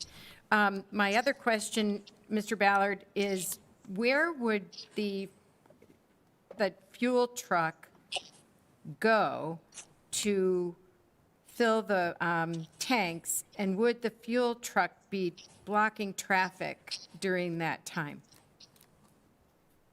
The fuel system itself, I don't think is designed yet. I'd have to defer that back to George and Paul. Of course, wherever that fueling pad is obviously where the truck would stop. Right. So the question is, where would that be, and would that be blocking traffic in and out of the site? I've not seen the fuel plan, so I can't answer that Right, question. I understand that. Thank you. Mhm. Thank you, Mrs. Volker. Mr. Compton, did you have some questions? It was in response to Mr. Emmons' question. Mr. Benicki, have you ever attempted to order a smaller truck from your fuel service? Have you ever called and say, hey, can you send me a smaller truck? When I would order gas through the jobber, they send out whatever's going to carry the amount of fuel I needed. Understood. And So you could order a smaller truck if you so desired. I can tell you that there's other fuel companies than the one I was with that their goal is to have stores close by so that they can deliver gas to multiple stores, because they don't want to have to make them quick trips back and forth, because time is money for them as well. So when they would deliver me gas, it was between 8,000 and 9,000 gallons at a time. So the average truck was carrying between 16 and 18,000 gallons of gas. But you could order a smaller truck if you so desired. Or you never attempted. If the jobber has them. Most jobbers, I don't know that they have them smaller trucks. Thank you. All right. Thank you, gentlemen. Any other questions for Mr. Ballard while we have him on the line? All right, thank you, sir. If you would, please mute your microphone once again. And then we'll bounce back to anyone who's physically present here in the chambers who wishes to speak in favor of the proposed ordinance. If you would, please come forward. Then is there anyone else? Hello? I was just, if you'll bear with me for a minute, is there anyone else participating remotely who wishes to speak in favor of the proposed ordinance? If you would, please unmute your microphone and state your name and address for the record. Surinder Singh, 6755 Robin Hood Court, Indianapolis, Indiana. I am the owner that's trying to get this project done. And I would like to address some of the issues that you're talking about. Please continue, sir. Although I would ask you, if you could boost your volume or speak a little bit louder, we're having some difficulty in hearing you.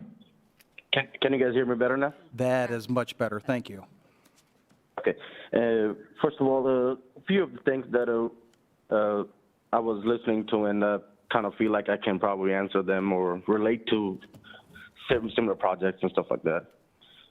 The first thing is the trucking. I think we all having an issue with the trucking right now, getting in and out.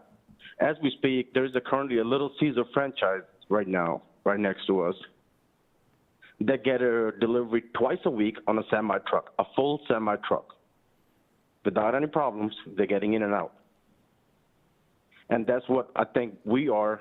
Me running gas station business, we probably get fuel twice a week. And most likely our deliveries in the night times because that's when the drivers like to come in because it's a less rush. They just want to take it easy and get in and get out. So if Little Caesars is able to get in and get out without any problems, I don't think we will have an issue that will create problems for everybody else. And second thing, we do have some smaller sites, and where if we need a 4,000 gallon, and the trucking company have a 4,000 gallon tank wagons that they can run. And if like customer like us, if who runs X amount of sites with the company, let's say Clem Advantage or PMI out of Columbus, Indiana. Clem is one of the nation's biggest delivering company right now. They deliver fuel to everybody, like Circle K, Speedways, and all them. If we request that, hey, we have this kind of situation and we need this kind of fuel, if they will not say right away yes. They will like to see if they can get. And currently we have smaller sites than this that they are easily getting in and getting out with it. Because the ordinance changed over the years and things changes over the years, But the drawings were there, the sites are still there, but the trucks, they get in and get out, no problem. And the second issue was the lighting at the entrances. The lighting at the entrances is already currently there. We're not changing those. We're not doing nothing with them. The lighting that's right now is there. It's already there. So if I don't think it's bothering the neighbors right now, and it will not bother in the future because it's there, and it will not change. Canopy lights, we can change it to city requires. If city wants us to put in the dim canopy lights, we can go dim, high, medium, any kind. There are a lot of kind of LED lights that you can use these days that will not bother the customers or will not bother the neighboring communities. And if you go to Circle K, they have a light where you can hardly just see it, the pumps and everything, and when you step outside, it's all dark. Speedway, us, BP, Shell, it's up to us what kind of lighter, and we can ask city, we can ask the neighbor, they can get together and decide. I will have the neighbors decide what kind of lighting they want. I can be that open to the project. I will let neighbors decide what kind of LED they want me to put on the canopy. I'm here to work with the city. I'm here to work with the neighboring community. I'm here to make friends. I'm here to make good business. And if you ask me a question, how far the canopy is going to be from tanks or anything like that, we don't have nothing drawn that far yet because we're still trying to get this zoning changed towards purpose use. And that's all I have for you guys. I think we can make this site work. It's a pretty good site.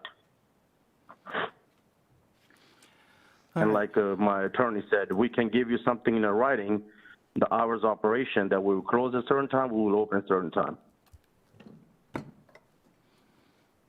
All right, thank you, Mr. Singh. Any questions from the council for Mr. Singh? Mr. Mammolenti? Thank you, Mr. President. Thank you, Mr. Singh. Also want to thank you as well for your participation in the Zoom meeting on the Neighborhood Watch meeting as well, so thank you. Quick question for you. How long does it take to unload a full tanker of fuel once it docks, bumps the dock? 30 to 45 minutes tops. Empty the fuel tank in our tanker, from tanker to our tank, 30 to 45 minutes tops. Okay. Do you know how long the Little Caesars trucks are there, each delivery? Oh, they're probably longer than that too, because they have to park the truck and the driver have to get out and take the delivery down and then put it back on the truck. So they are longer there than our tanker is going to be longer, because our tankers is hooking up the pipelines from their tanker to our, and literally they're just dumping the gas and just leaving. They literally have to park truck, and then the driver have to come out to take the stuff off the truck, take it to the store, and then run back. Your estimation of 30 to 45 minutes to unload, is that a full tanker, or is that if you were to get a short? No, that's a full, I'm talking about full-blown tanker. So the tanker carries up to 8,000 to 8,500 gallons. That's state requirement. You cannot have fuel more than that. 9,000 gallons in your tank. You cannot have more than 9,000 gallons in your tank. Their tanks, that's 10,000 gallon tanks, but they are not allowed to use their tank to the 100% capacity. Sure. They can only use, I think, 80 or 85% capacity of the tank. Goes by weight. Yeah, by weight, and plus when the brakes, push the brakes, the gasoline tend to move around. Sure. Okay, thank you. Thank you. Mr. Welcome. Benicki. Yes, Mr. Singh, I got a couple questions for you. Yes, sir. What size tanks do you propose putting in? 10,000 gallon tank and 6,000 gallon small tanks, a diesel and 6,000 gallon premium tank. Okay. Like two tanks, one for 10,000 and one for 10 or 12,000, split in half. Okay. So at least 3 tanks. 2 tanks, but one tank split in half. I've never seen one split in half, but okay. Yeah. What, and of course, this is all speculation here. How many gallons of gas do you propose pumping per month? I will say anything around to 70 to 80 to 90,000, somewhere there, because there's already gas station in the community. So I'm not going to give you outrageous number, $100,000+, because there's already gas station. There's already a fueling station they have down the road. And I don't think we probably do much like 70 or 75 or 80,000, close to that, in that neighborhood. Okay. And it also depends on the brand, but we're going to provide them a better brand with a better credit card for customers. We better, because right now the grocery store is only they only have gas islands. They don't have full-blown convenience store, and they are unbranded, and we're going to be branded. Okay. Well, I mean, based on if you were going to do, 100,000 a month, so you're saying just under that, but that's still about 3 tankers a week at 8,000. And if you went to 4,000, that's about 6, so that's about 1 a day. No, but if we are, let's say right now, like I think my attorney just showed you the store that we just opened. Right now, we just reopened. So how these days are different. We don't have to auto fuel. They are automatically set. And the driver's usually able to view, okay, this store got this much gallons left. Let's deliver them tonight, okay? 85% of our deliveries in the nighttime. And that's when the driver likes to do it, because it's easy in and out for them too.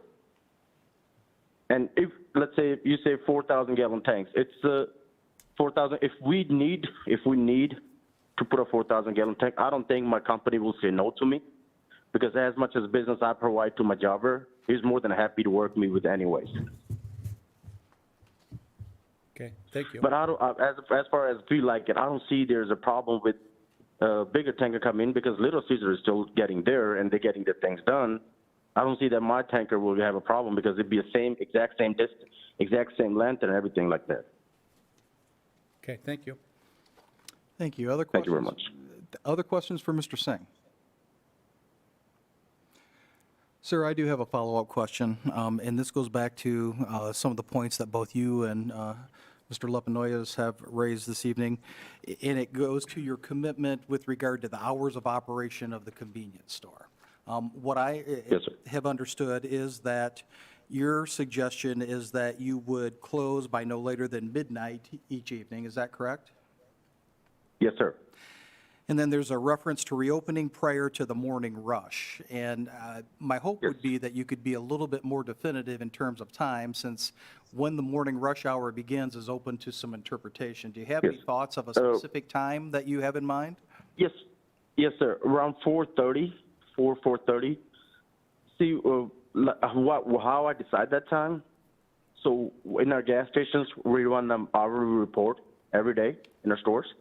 And we see if the store is not doing much business at nighttime, so there is no point for us being open at all. So we usually close the store.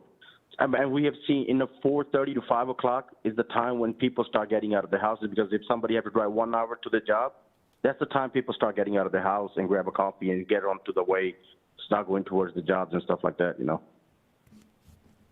So I think 4:30 it was the time I was thinking about, if you guys can allow me to open my doors at 4:30, where I can have my morning rush people, and because we have to get to the store, make coffees, get the breakfast ready, you know, all that stuff, you know, breakfast sandwiches and all that stuff, you know, it's a little process. It takes time to get things done.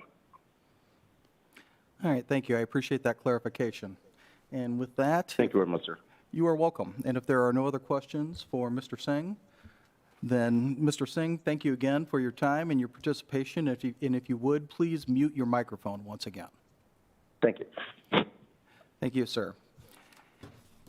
Is there anyone else who is participating remotely, who wishes to speak in favor of the proposed ordinance? If you would, please unmute your microphone and state your name and address for the record. Yeah, this is John Mosier, 15899 Cedar Ridge Court in Granger. I'm the business manager at Queen of Peace Church and School. And while you only have two options here, Mr. President, thanks for letting me speak, either in favor or opposed. Queen of Peace, I spoke with our pastor just today. We're indifferent. As one of the principal neighbors on the corner, we are not opposed to this gas station conversion, but we're also not overly supported. We're neutral. Our one request is that folks do continue to remember that we are also a school as well as a church. So if there are zoning or considerations of businesses or products that can be sold certain distances from a school, to just continue to remember that we do have a school tucked back in there. Thank you. Thank you. Any questions for Mr. Mosier? Sir, when you talk about those concerns that you would have, and I appreciate the binary nature of the choice that we provide, and we hear that quite often, that people are not necessarily all in favor or all opposed, so you're in good company. But with regard to the concerns that you've expressed, are there any more specific details that you could provide to us about the concern that you have, particularly with regard to the school children who would be at times in close proximity to the convenience store? No, I have no concerns with the operation of the convenience store, given, where the school is, where the church is. I don't want to be misinterpreted there. Okay. My only reason of raising that is, and I'm not familiar with Indiana or Mishawaka zoning law, that if there are rules that certain things must be so far from a school, that those laws are followed. That was my only point. It's not a concern. It's just we ask that if those laws exist, and again, I'm not an expert, that they're followed. Well, I appreciate that clarification, and I am confident that if in fact this request is approved, that all arms of city government, including our planning department and code enforcement and all of the above, will make sure that all of our local ordinances as well as all provisions of state law would be followed. But I do appreciate that clarification. Thank you, sir. Thank you. And if there are no other questions for Mr. Mosier, then, sir, I'd ask you to once again mute your microphone, if you would, please. And then, is there anyone else participating remotely who wishes to speak in favor of the proposed ordinance? Hearing none, then is there anyone physically present who wishes to speak in opposition to the proposed ordinance? If you would, please come forward to the podium and state your name and address for the record.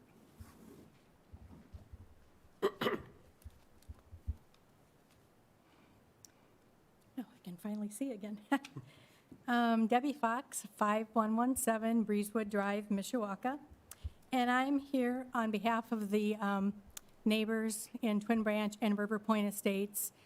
We've been chit-chatting on Facebook, and they've asked me to bring their concerns. So I'm just going to read some of their responses to you. There are too many gas stations in one area. We have 8 gas stations in a mile radius. The location is too small for fuel trucks to get in and out. And he said they would probably come down Bittersweet and leave out Vistula, and that makes them go down Cedar. Well, you had mentioned that maybe they would come in Vistula and leave out Bittersweet. So how are they going to get to Vistula? Are they going to go down Cedar Road, which is barely a 2-lane road? I mean, it's awful to drive on. We drive it all the time. And then they'd have to leave out Bittersweet, which then you're going across 2 lanes of traffic to get out onto Bittersweet. So that's also a concern. One of the neighbors was concerned about the waterways and the ponds, about maybe the fuel spillage or anything like that, hurting the thousands of geese that we have.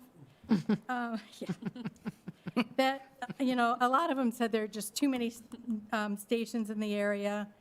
One person said that they didn't have a strong opinion either way, but too many stations. They still don't see how the tankers are going to get in and out. And my son was a semi-truck driver, and so I asked him, how can you maneuver through here? And he said it would be really, really tight, probably go up over the curbs once in a while, but, and then, so not only the tankers coming in, but the 28-foot trucks, box trucks, delivering the supplies to the gas station all the time, to the convenience store. So there's going to be that much more truck traffic. Somebody wanted to know why the city council thought this was a good idea. So, are you looking at the big picture at all of the neighbors? They'd love to see a restaurant or maybe a doctor's office go in there. And then I called Penn High School today to find out about buses. And you had talked about the buses just on Bittersweet. But, the buses actually pull in there 3 times a day in the morning and 3 times at between 2 and 4 o'clock to drop off kids. So, and that middle schoolers, high schoolers are going to be out there waiting for their bus. And instead of waiting for the bus, they're going to go into the convenience store, possibly spend their lunch money and then not have lunch to buy some things, miss their bus, or just be out there when buses are present. That's a concern for me. I'm always concerned about kids and their safety, and I think it's a big safety issue for Penn pickup. Somebody said we don't need more gas stations. They'll never go into that gas station. We've got enough. In this area, you talked about it's going to be for the neighborhood, that the gas station's going to be primarily for the neighbors. We have enough gas stations around our neighborhood that aren't directly in our neighborhood. We've got Twin Branch, River Point, we've got 2 sets of apartments, and so right in the middle now, you're going to plop a gas station. We already have gas stations on our perimeter that we use and are very sufficient, and we really don't need any more gas stations. Thank you. Thank you. Any questions for Mrs. Fox before she tries to escape without us asking her any questions? Mrs. Volker. Thank you, Mr. President. Hi, I have 2 questions for you. Can you tell me where the school bus pickup is in relation to this corner? They come in off of Bittersweet into those apartments. So there's that, which is, I think, where he was saying the trucks would come in. Honeysuckle. So it's that Reflections Apartments. Okay. They come in there, and she said one of the buses comes in off of Vistula into the apartments and then comes out onto Bittersweet. Okay. So you don't know exactly where that pickup is, though, but it's going to be right along in there. Yeah. Okay, I'm looking at a map right now. And then, thank you. And then my other question is, can you tell me, do you have any idea how many people participated in your survey when you're talking about, this person was concerned about the box trucks and this person was concerned about the fuel trucks? Do you have an approximate number? I had about 20 20 people chime in on Facebook. And if I can interrupt, you may have, Oh, Deb, it's sorry. hard for people to hear you when you turn away from the microphone, so That's why I thank try you. to keep talking. I know it's tough. Yeah. Thank you. About 20. Okay. I think that's all I have right now. Thank you so much. You're welcome. Thank you. Mr. President, I just want to make a comment that I did ask her to come by herself. So we didn't have 100 people here, but I probably had about 25 to 30 people contact me. I had 3 email me and probably another 2 to 3 call me in opposing it. But I didn't feel we wanted to stack a bunch of people up in here. So I got knew good. she was coming, I knew Deb was coming, so I asked her to talk for the neighbors. Thank you, Mr. Hazen. Other questions? I do have one or two, but before that, a couple statements. First of all, I congratulate you on the good quality mask that They you're won wearing on the today, first the day first of, game. on They the first day won. of spring training. That may be the last time they win this year, but hope springs no, eternal, no. first day of spring training. And then I'd be remiss if I didn't take this opportunity, since we go way back to the days when you were the school secretary at Twin Branch, and both of my boys attended Twin Branch, one of whom is on remotely, and I have to take an opportunity to embarrass him and thank you once again for all those days where I was a neglectful parent and didn't arrive at time after school to pick up my kids, and you took good care of them, so thank you for that. Going back to some of the points that you raised on behalf of your neighbors, could you go back to the point, I didn't catch it in my notes, both your neighbors and I guess I'd be interested from your personal opinion, if not a gas station convenience store, what is it that you would like to see go in on this corner? Well, a lot of them said a restaurant, that we need a restaurant in our area. There's just really isn't anything. And some of them said a doctor's office. I know right down Okay. Bittersweet, there's a dental office going in. So, I mean, that's a great location for a doctor's office. Okay. And then I appreciate the summary that you gave us of the opinions of all of your neighbors. And it sounds like there was at least one person who was somewhat ambivalent, a little bit on the fence. Was there anybody who expressed support at all of the people that you polled? No, Okay. That's not what I at all. suspected from your answer. Then not so much a question, but a couple clarification items. And I've heard, I think we've all heard this before, why would the council think that this is a good idea? Actually, the council hasn't stated any opinion on this at all. Yeah. We don't go out and recruit petitioners and developers to propose development at a particular site, and we really don't state an opinion until we take a vote this evening. So if you can help clarify that, the council hasn't stated an opinion in favor or against this at this point in time. That'll happen in a couple minutes if we take a vote, but right now, there isn't any opinion of the council Yeah. that has been stated. And I think they probably, I don't know, well, I don't remember But who asked that, but yeah. It's not the first time we've heard it, but if you could just help clarify that, that'd be appreciated. Yeah, I can get back to them. The other point of clarification, or I guess my own personal opinion, is that it's understandable why people will express an opinion frequently with regard to rezonings, that we have too many gas stations, or if it's a car wash, too many car washes, or if it's a restaurant with a drive-through, we have too many drive-throughs. And that's understandable that people express that opinion on behalf of their neighborhood. Right or wrong, that's not a factor that the law empowers us to look at. We live in a free market economy as we teach kids in school, and the market determines whether businesses are going to be successful rather than government dictating that we have X number of gas stations.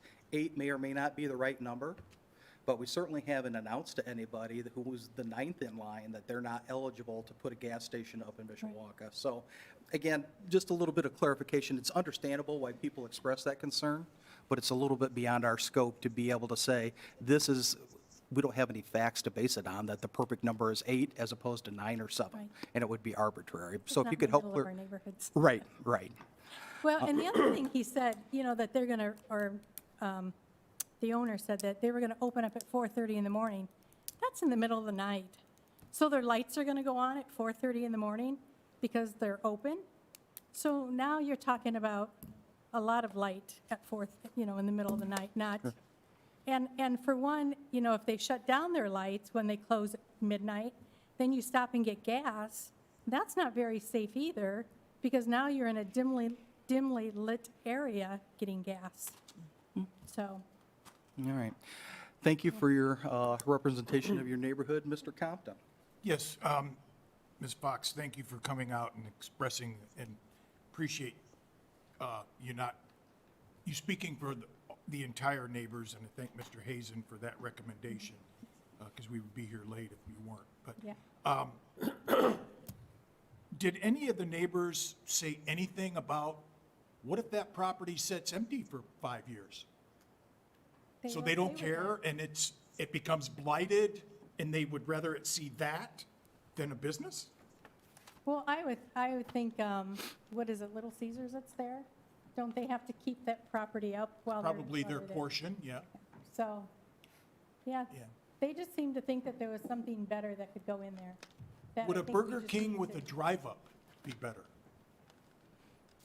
My guess is, my concern is I understand what you're saying. I do. I've looked at this corner. There's not a lot of single-family homes nearby. There's some apartments. I think that this corner, first of all, is very attractive to certain businesses. I think it's probably, I'm not a real estate person at that level, but I think that's probably a pretty expensive corner to be on. A doctor could find a whole lot better place that's a lot cheap. I won't say better, but cheaper. They don't need that traffic. A business like what is being proposed, or a fast food store that all needs traffic, that's why they want to be there. I think that it's the people who look at those kinds of intersections are certain groups of businesses. They want and need that traffic. The ones that the neighbors, or if I was a neighbor, might want there, don't want to be there. Because they don't want to pay for the real estate of that traffic, because there's a cost in that. I understand. I do. We hear this regularly. Not in my neighborhood, not next to me. There's got to be another place. There is a place on 31, there's a family video for sale on 31 North. And maybe they're moving there. Yeah. Maybe they are. But I don't know. The trucks, I don't know. I think it's the best use for that property, frankly. See, I don't think it's big enough for a gas station or for a Burger King drive-through. I mean, I think it'd have to be like a sit-down restaurant, you go in and sit, or something like that, not a drive-through, not, or a doctor's office or something, insurance agent, somebody that.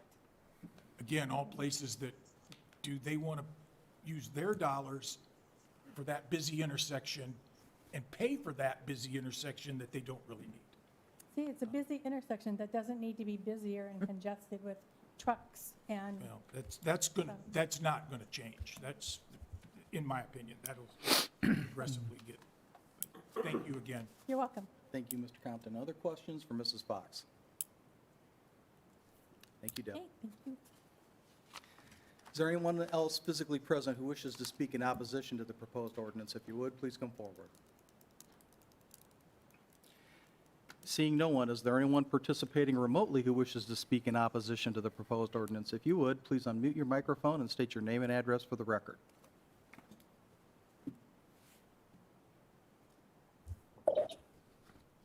Rich and Carol Mullins,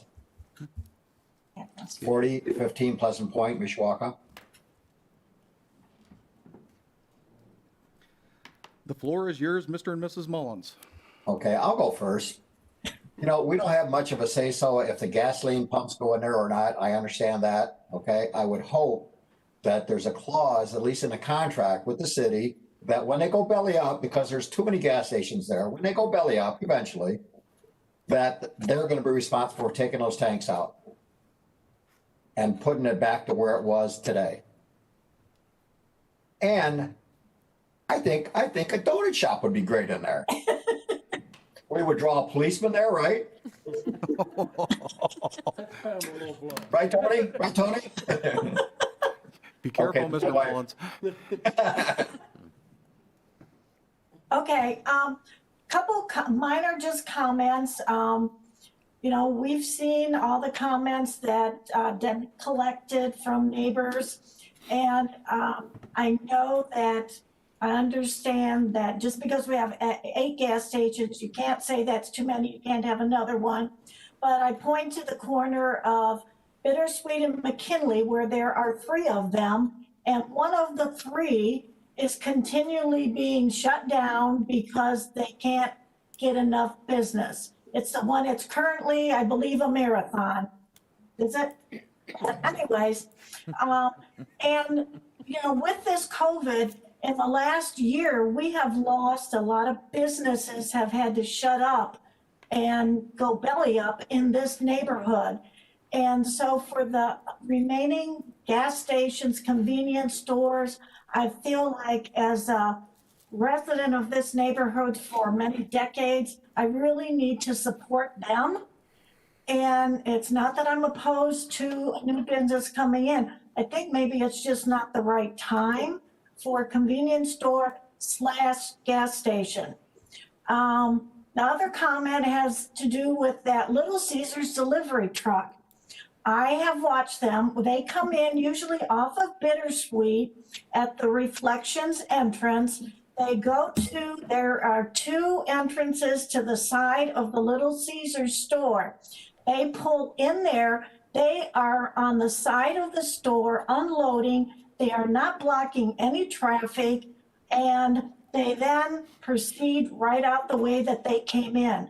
They're not in the front of the store at all. They're on the side. So very easy in and out for them. I guess that's it.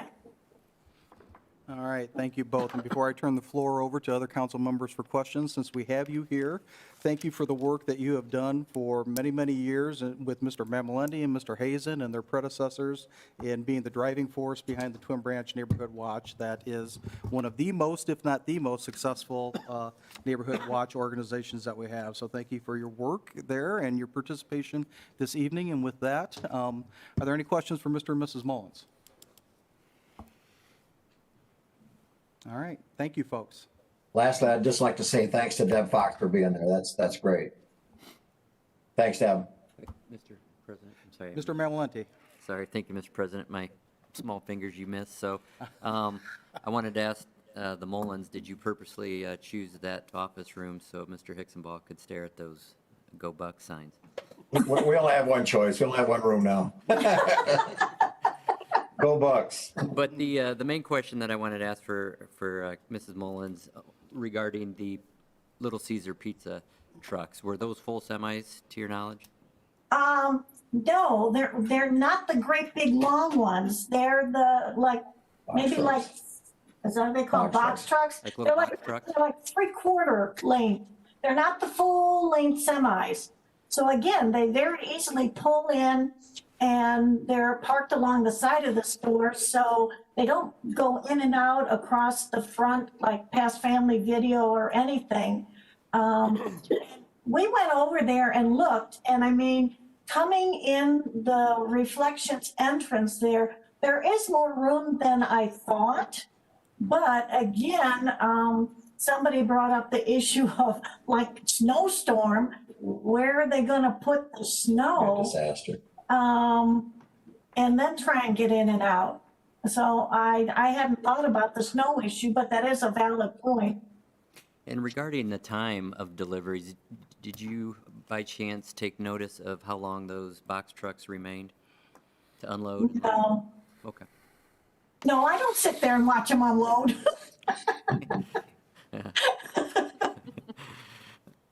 I'll debate you on that one later. Thank you, Mr. Mamalenti. Anything else for Mr. and Mrs. Mullins?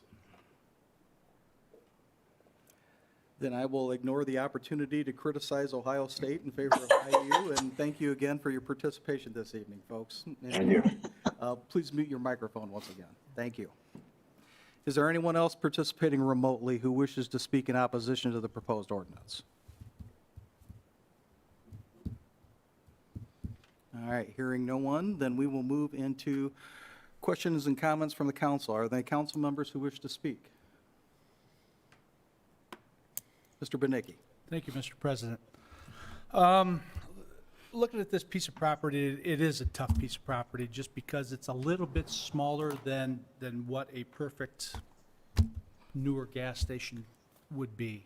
I understand they're trying to repurpose it the best they can.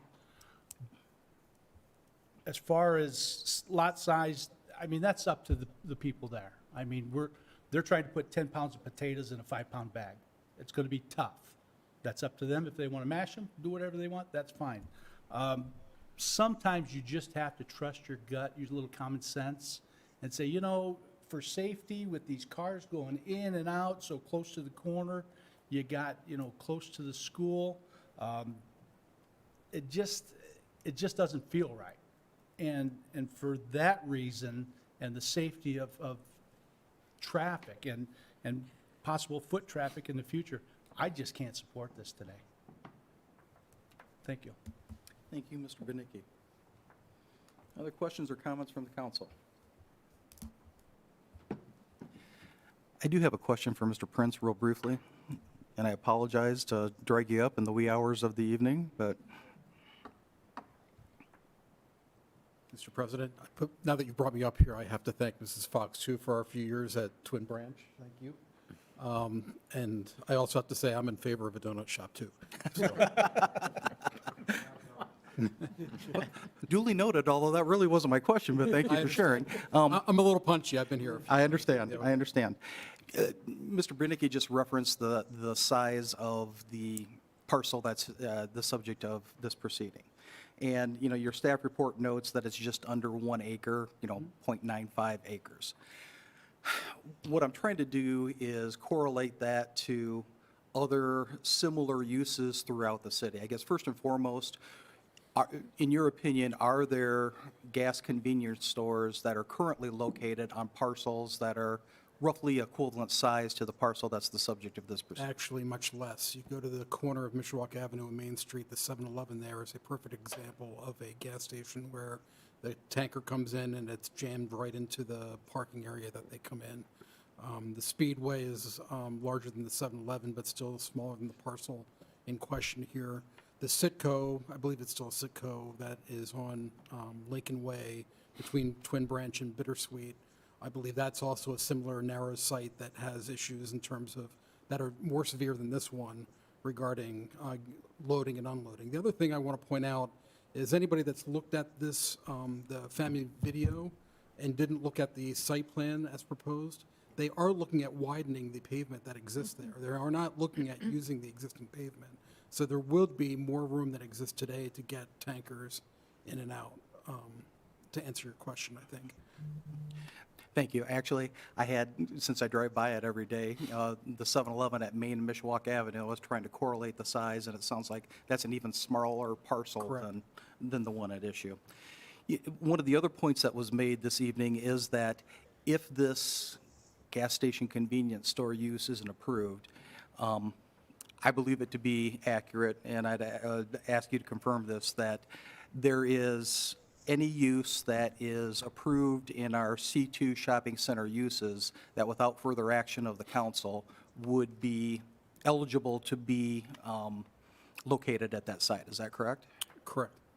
And, you know, I'm not going to ask you the exact number, but, you know, I printed off a copy of the ordinance, and that it appears that there are about 55 potential uses that are appropriate within the C2 district. Does that sound about right to you, 55? I think it's actually larger than that, but they're probably broken down into different, and they our zoning ordinance is a pyramid, so essentially it refers to other zoning districts as part of that. The other thing I would point out is some are not eligible because they have different parking requirements. So a typical restaurant would have trouble going in next to the Little Caesars because the parking would be completely deficient for it. Another carry-out business, likely a carry-out restaurant, would be able to use the site, might need a variance to go in there, but at 10 parking spaces per 1,000, I'm not sure.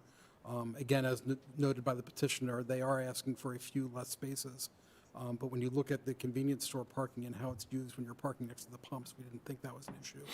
staff. The other thing I want to say regarding the uses, all kidding aside regarding the donut shop, is that a corner like this with the high volume, and it was referenced by the council, and I think that's very accurate, is that people will look at this location. A doctor's office might go in here, but it's probably not likely. And what I am concerned about regarding the neighborhood, and we have no say in it because they're permitted by right, but stores like a vape shop could go in, a Low Bob's, a liquor store, all are permitted uses that can walk into this building without any approval from the council, and it's a permitted use in the zoning district.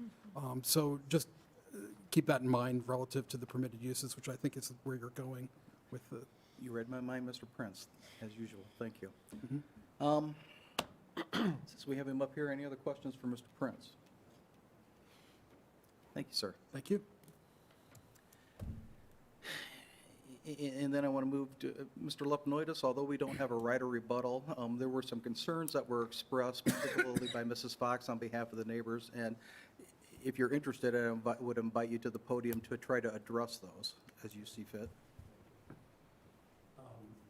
You know, I too thank Mrs. Fox for being here and for organizing that effort. Thank you very much. I can tell you that my client is eager to have a business that's part of the community. There was something mentioned about, you know, this is there to service the neighbors, but how can that be when we don't want a gas station? I don't know if you guys are anything like me, but I'm like water. When I'm up early in the morning coming to work, I follow the path of least resistance. Right? I want to get to my office. I want to stop at the gas station that's closest to my drive. I want to avoid traffic.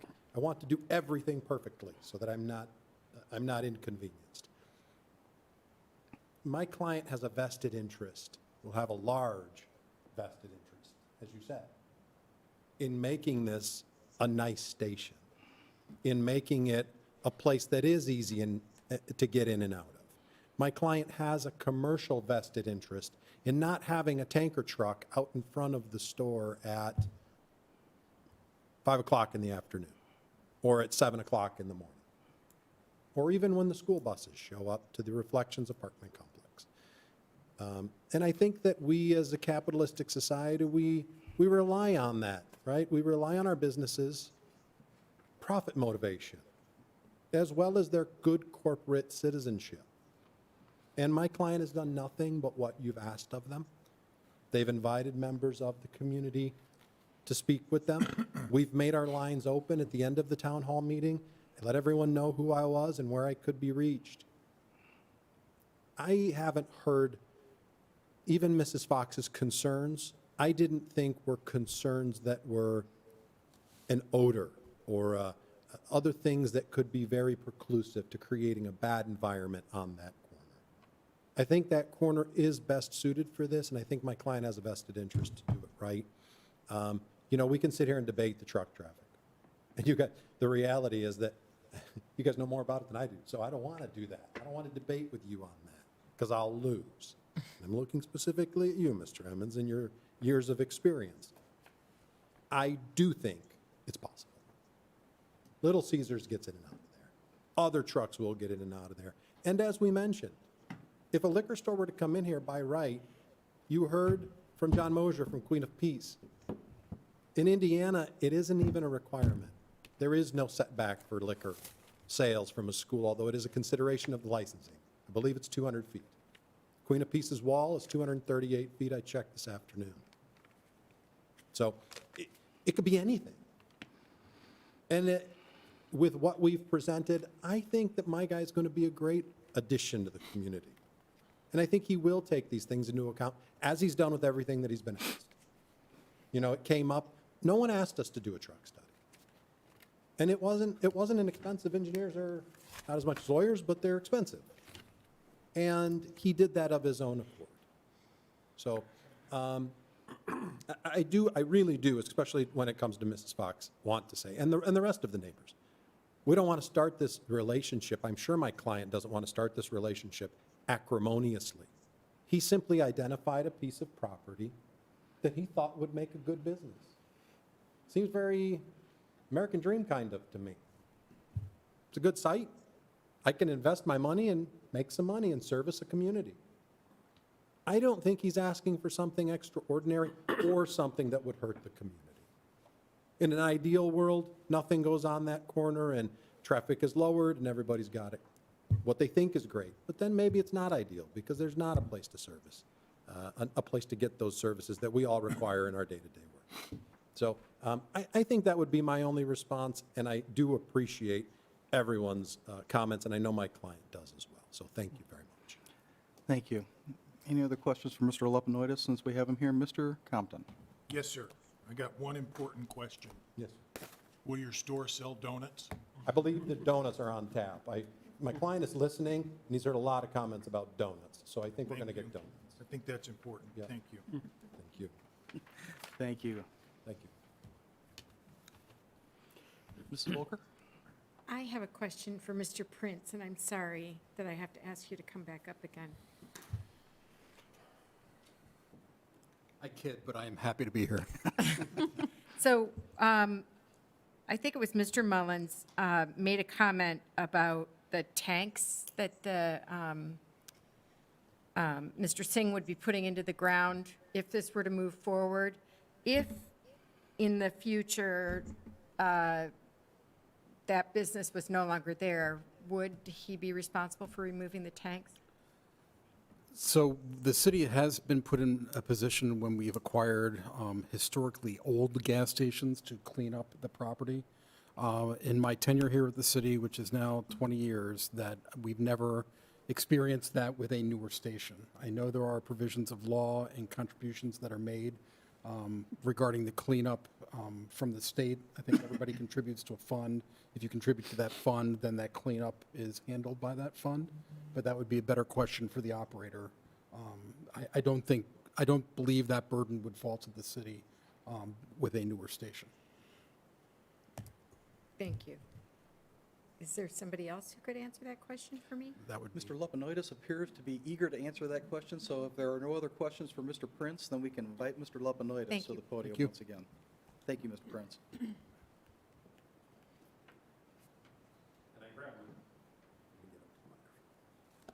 Matt. I grabbed my book just in case. There is a drawing in your book of the tanks. Let's start with the obvious. What's in the tanks is valuable, right?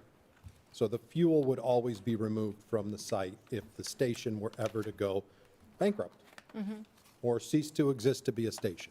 Someone would be owed money for that fuel. Someone would have a right to that fuel. The fuel is very valuable. So someone would come in and pump the fuel out instantaneously under that scenario. As you'll notice on my drawing, and again, it's not perfect, there have been numerous questions about the fuel delivery system and what it will look like. I do just want for a moment to point you to that, both the drawing and then, because that gives you a better example. These are double-lined tanks. The interior lining is either fiberglass or steel, and then the exterior lining, double-walled, the exterior wall that comes into contact with the elements is fiberglass so that it cannot corrode. Right. And so modern tanks are designed to hold fuel a lot better than old tanks. So they are also monitored. As you can see up here, it's called number 5. It's that ATG. That ATG is monitored not only by the owner, but by the state of Indiana Right. and IDEM routinely. And so if the station were to close, there's a very high it's highly unlikely that a fuel spill would have gone unnoticed by the time the station closed. A fuel spill nowadays is not what it was 20 or 30 years ago, where no one was even looking for fuel spills. They're constantly being monitored. So if the station were to be closed, the tanks in the ground would be largely innocuous. There wouldn't be anything in them. They would just be tanks covered in concrete. So there's really no reason to pull them out. Someone could come in and operate the site with the tanks there. The reason we were removing tanks years ago was because they were leaking and they were leaching and there were other issues with the soil largely around the tanks. So the tanks were coming out because there was problems with that Right, ground understand. contamination around. So I think in that regard, if the station were ever not to be used as a station, and I would defer to, kind of the future and changing, evolving fuel standards and IDEM standards, but the tanks would be secured and would not be an obstacle to future development. Okay, I understand. Thank you very much. Thank you, sir. Oh, I'm sorry, Mr. Compton. Mr. Lepinoidis, in question about the tanks and the fuel islands and such, Yeah. will they be owned by Mr. Singh? Yes. Or are they, as I understood it, that's kind of a separate entity, like you showed signs of, BP signs, where BP would own the tanks Oh. and the fuel serving system, and not necessarily owned by Mr. Singh. Help me out, at least in this situation, help me out. And Mr. Singh, I may still be online, so that means this may be a better question posed to him, but my understanding of it from my conversations with Mr. Singh is that his development company, the owner of the station, owns the fueling system. Okay. Pays for the fueling system. BP and Shell are the brand name that they are associated with that helps them formulate fuels, helps them formulate their station, but that the actual fueling systems are paid for and owned by the operator. Thank you. Thank you. Other questions for Mr. Lepinoidis? Thank you, sir. Thank you. Are there any other questions or comments from the council then at this point? Mr. Compton? This comment, you know, I do think that this is the best use for this property. I understand that there are people that are in the proximity that don't want to see another gas station in their neighborhood. But the people right across the street, the church, they're neutral on it. They didn't speak in favor, Mr. President, but they didn't speak in opposition. All they asked for is we watch out for what they do there and that they go by the law as they should, and I agree with that. I think there's other, as you hedged on and Mr. Prince talked about, there's a lot of businesses that could go in there that would be really objectionable to the neighborhood, in my opinion, would be more objectionable to me. I'm going to support this. I think that there's a school and a church right across the street that doesn't seem to have a lot of concern about traffic, about trucks, about what's on that corner. I think it makes sense for that location, just looking at it, to me. Again, I understand why the neighbors are concerned. I am. But I think it's what's best for that corner. Thank you, Mr. Compton. Other questions or comments? Let me just add that I appreciate your sentiments, Mr. Compton, and agree with them.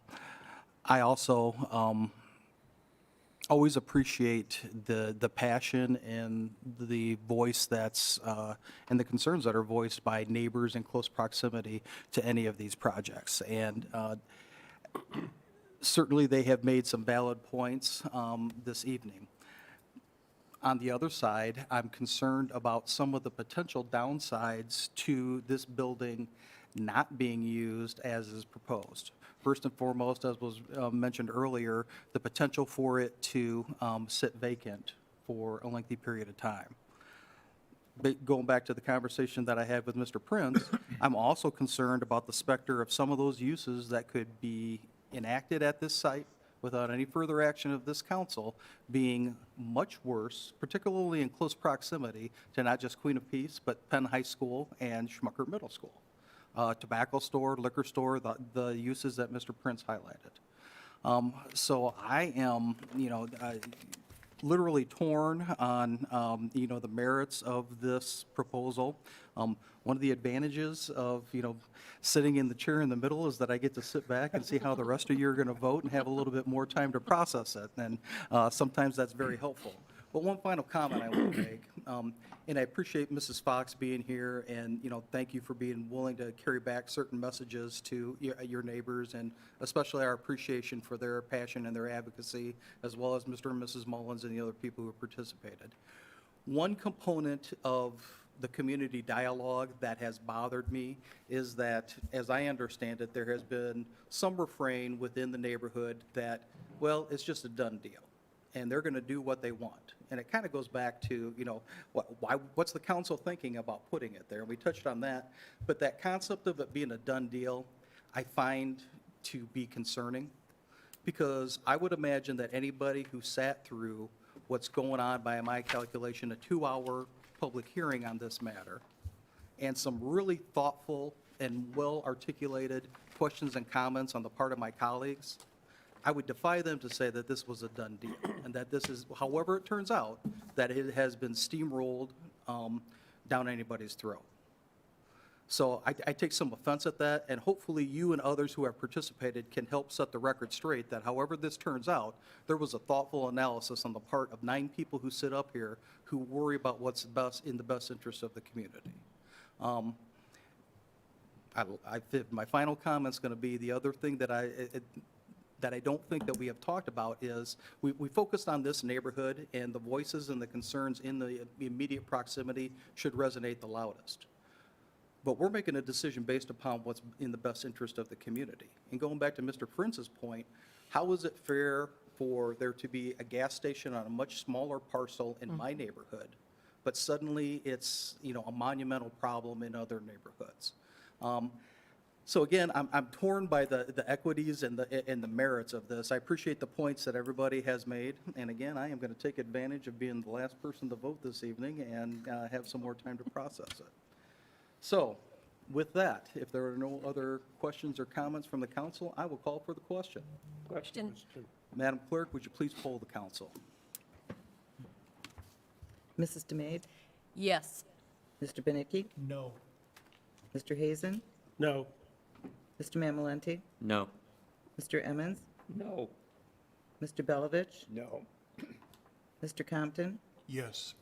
Mrs. Volker? Yes. Mr. Hicksonbaugh? No. The proposed ordinance fails 6-3.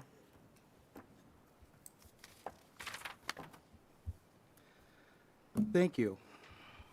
With that, we will move into new business. Is there any new business to come before the council? And everybody in attendance is thankful if there is not. All right. With that, if there is no other business to come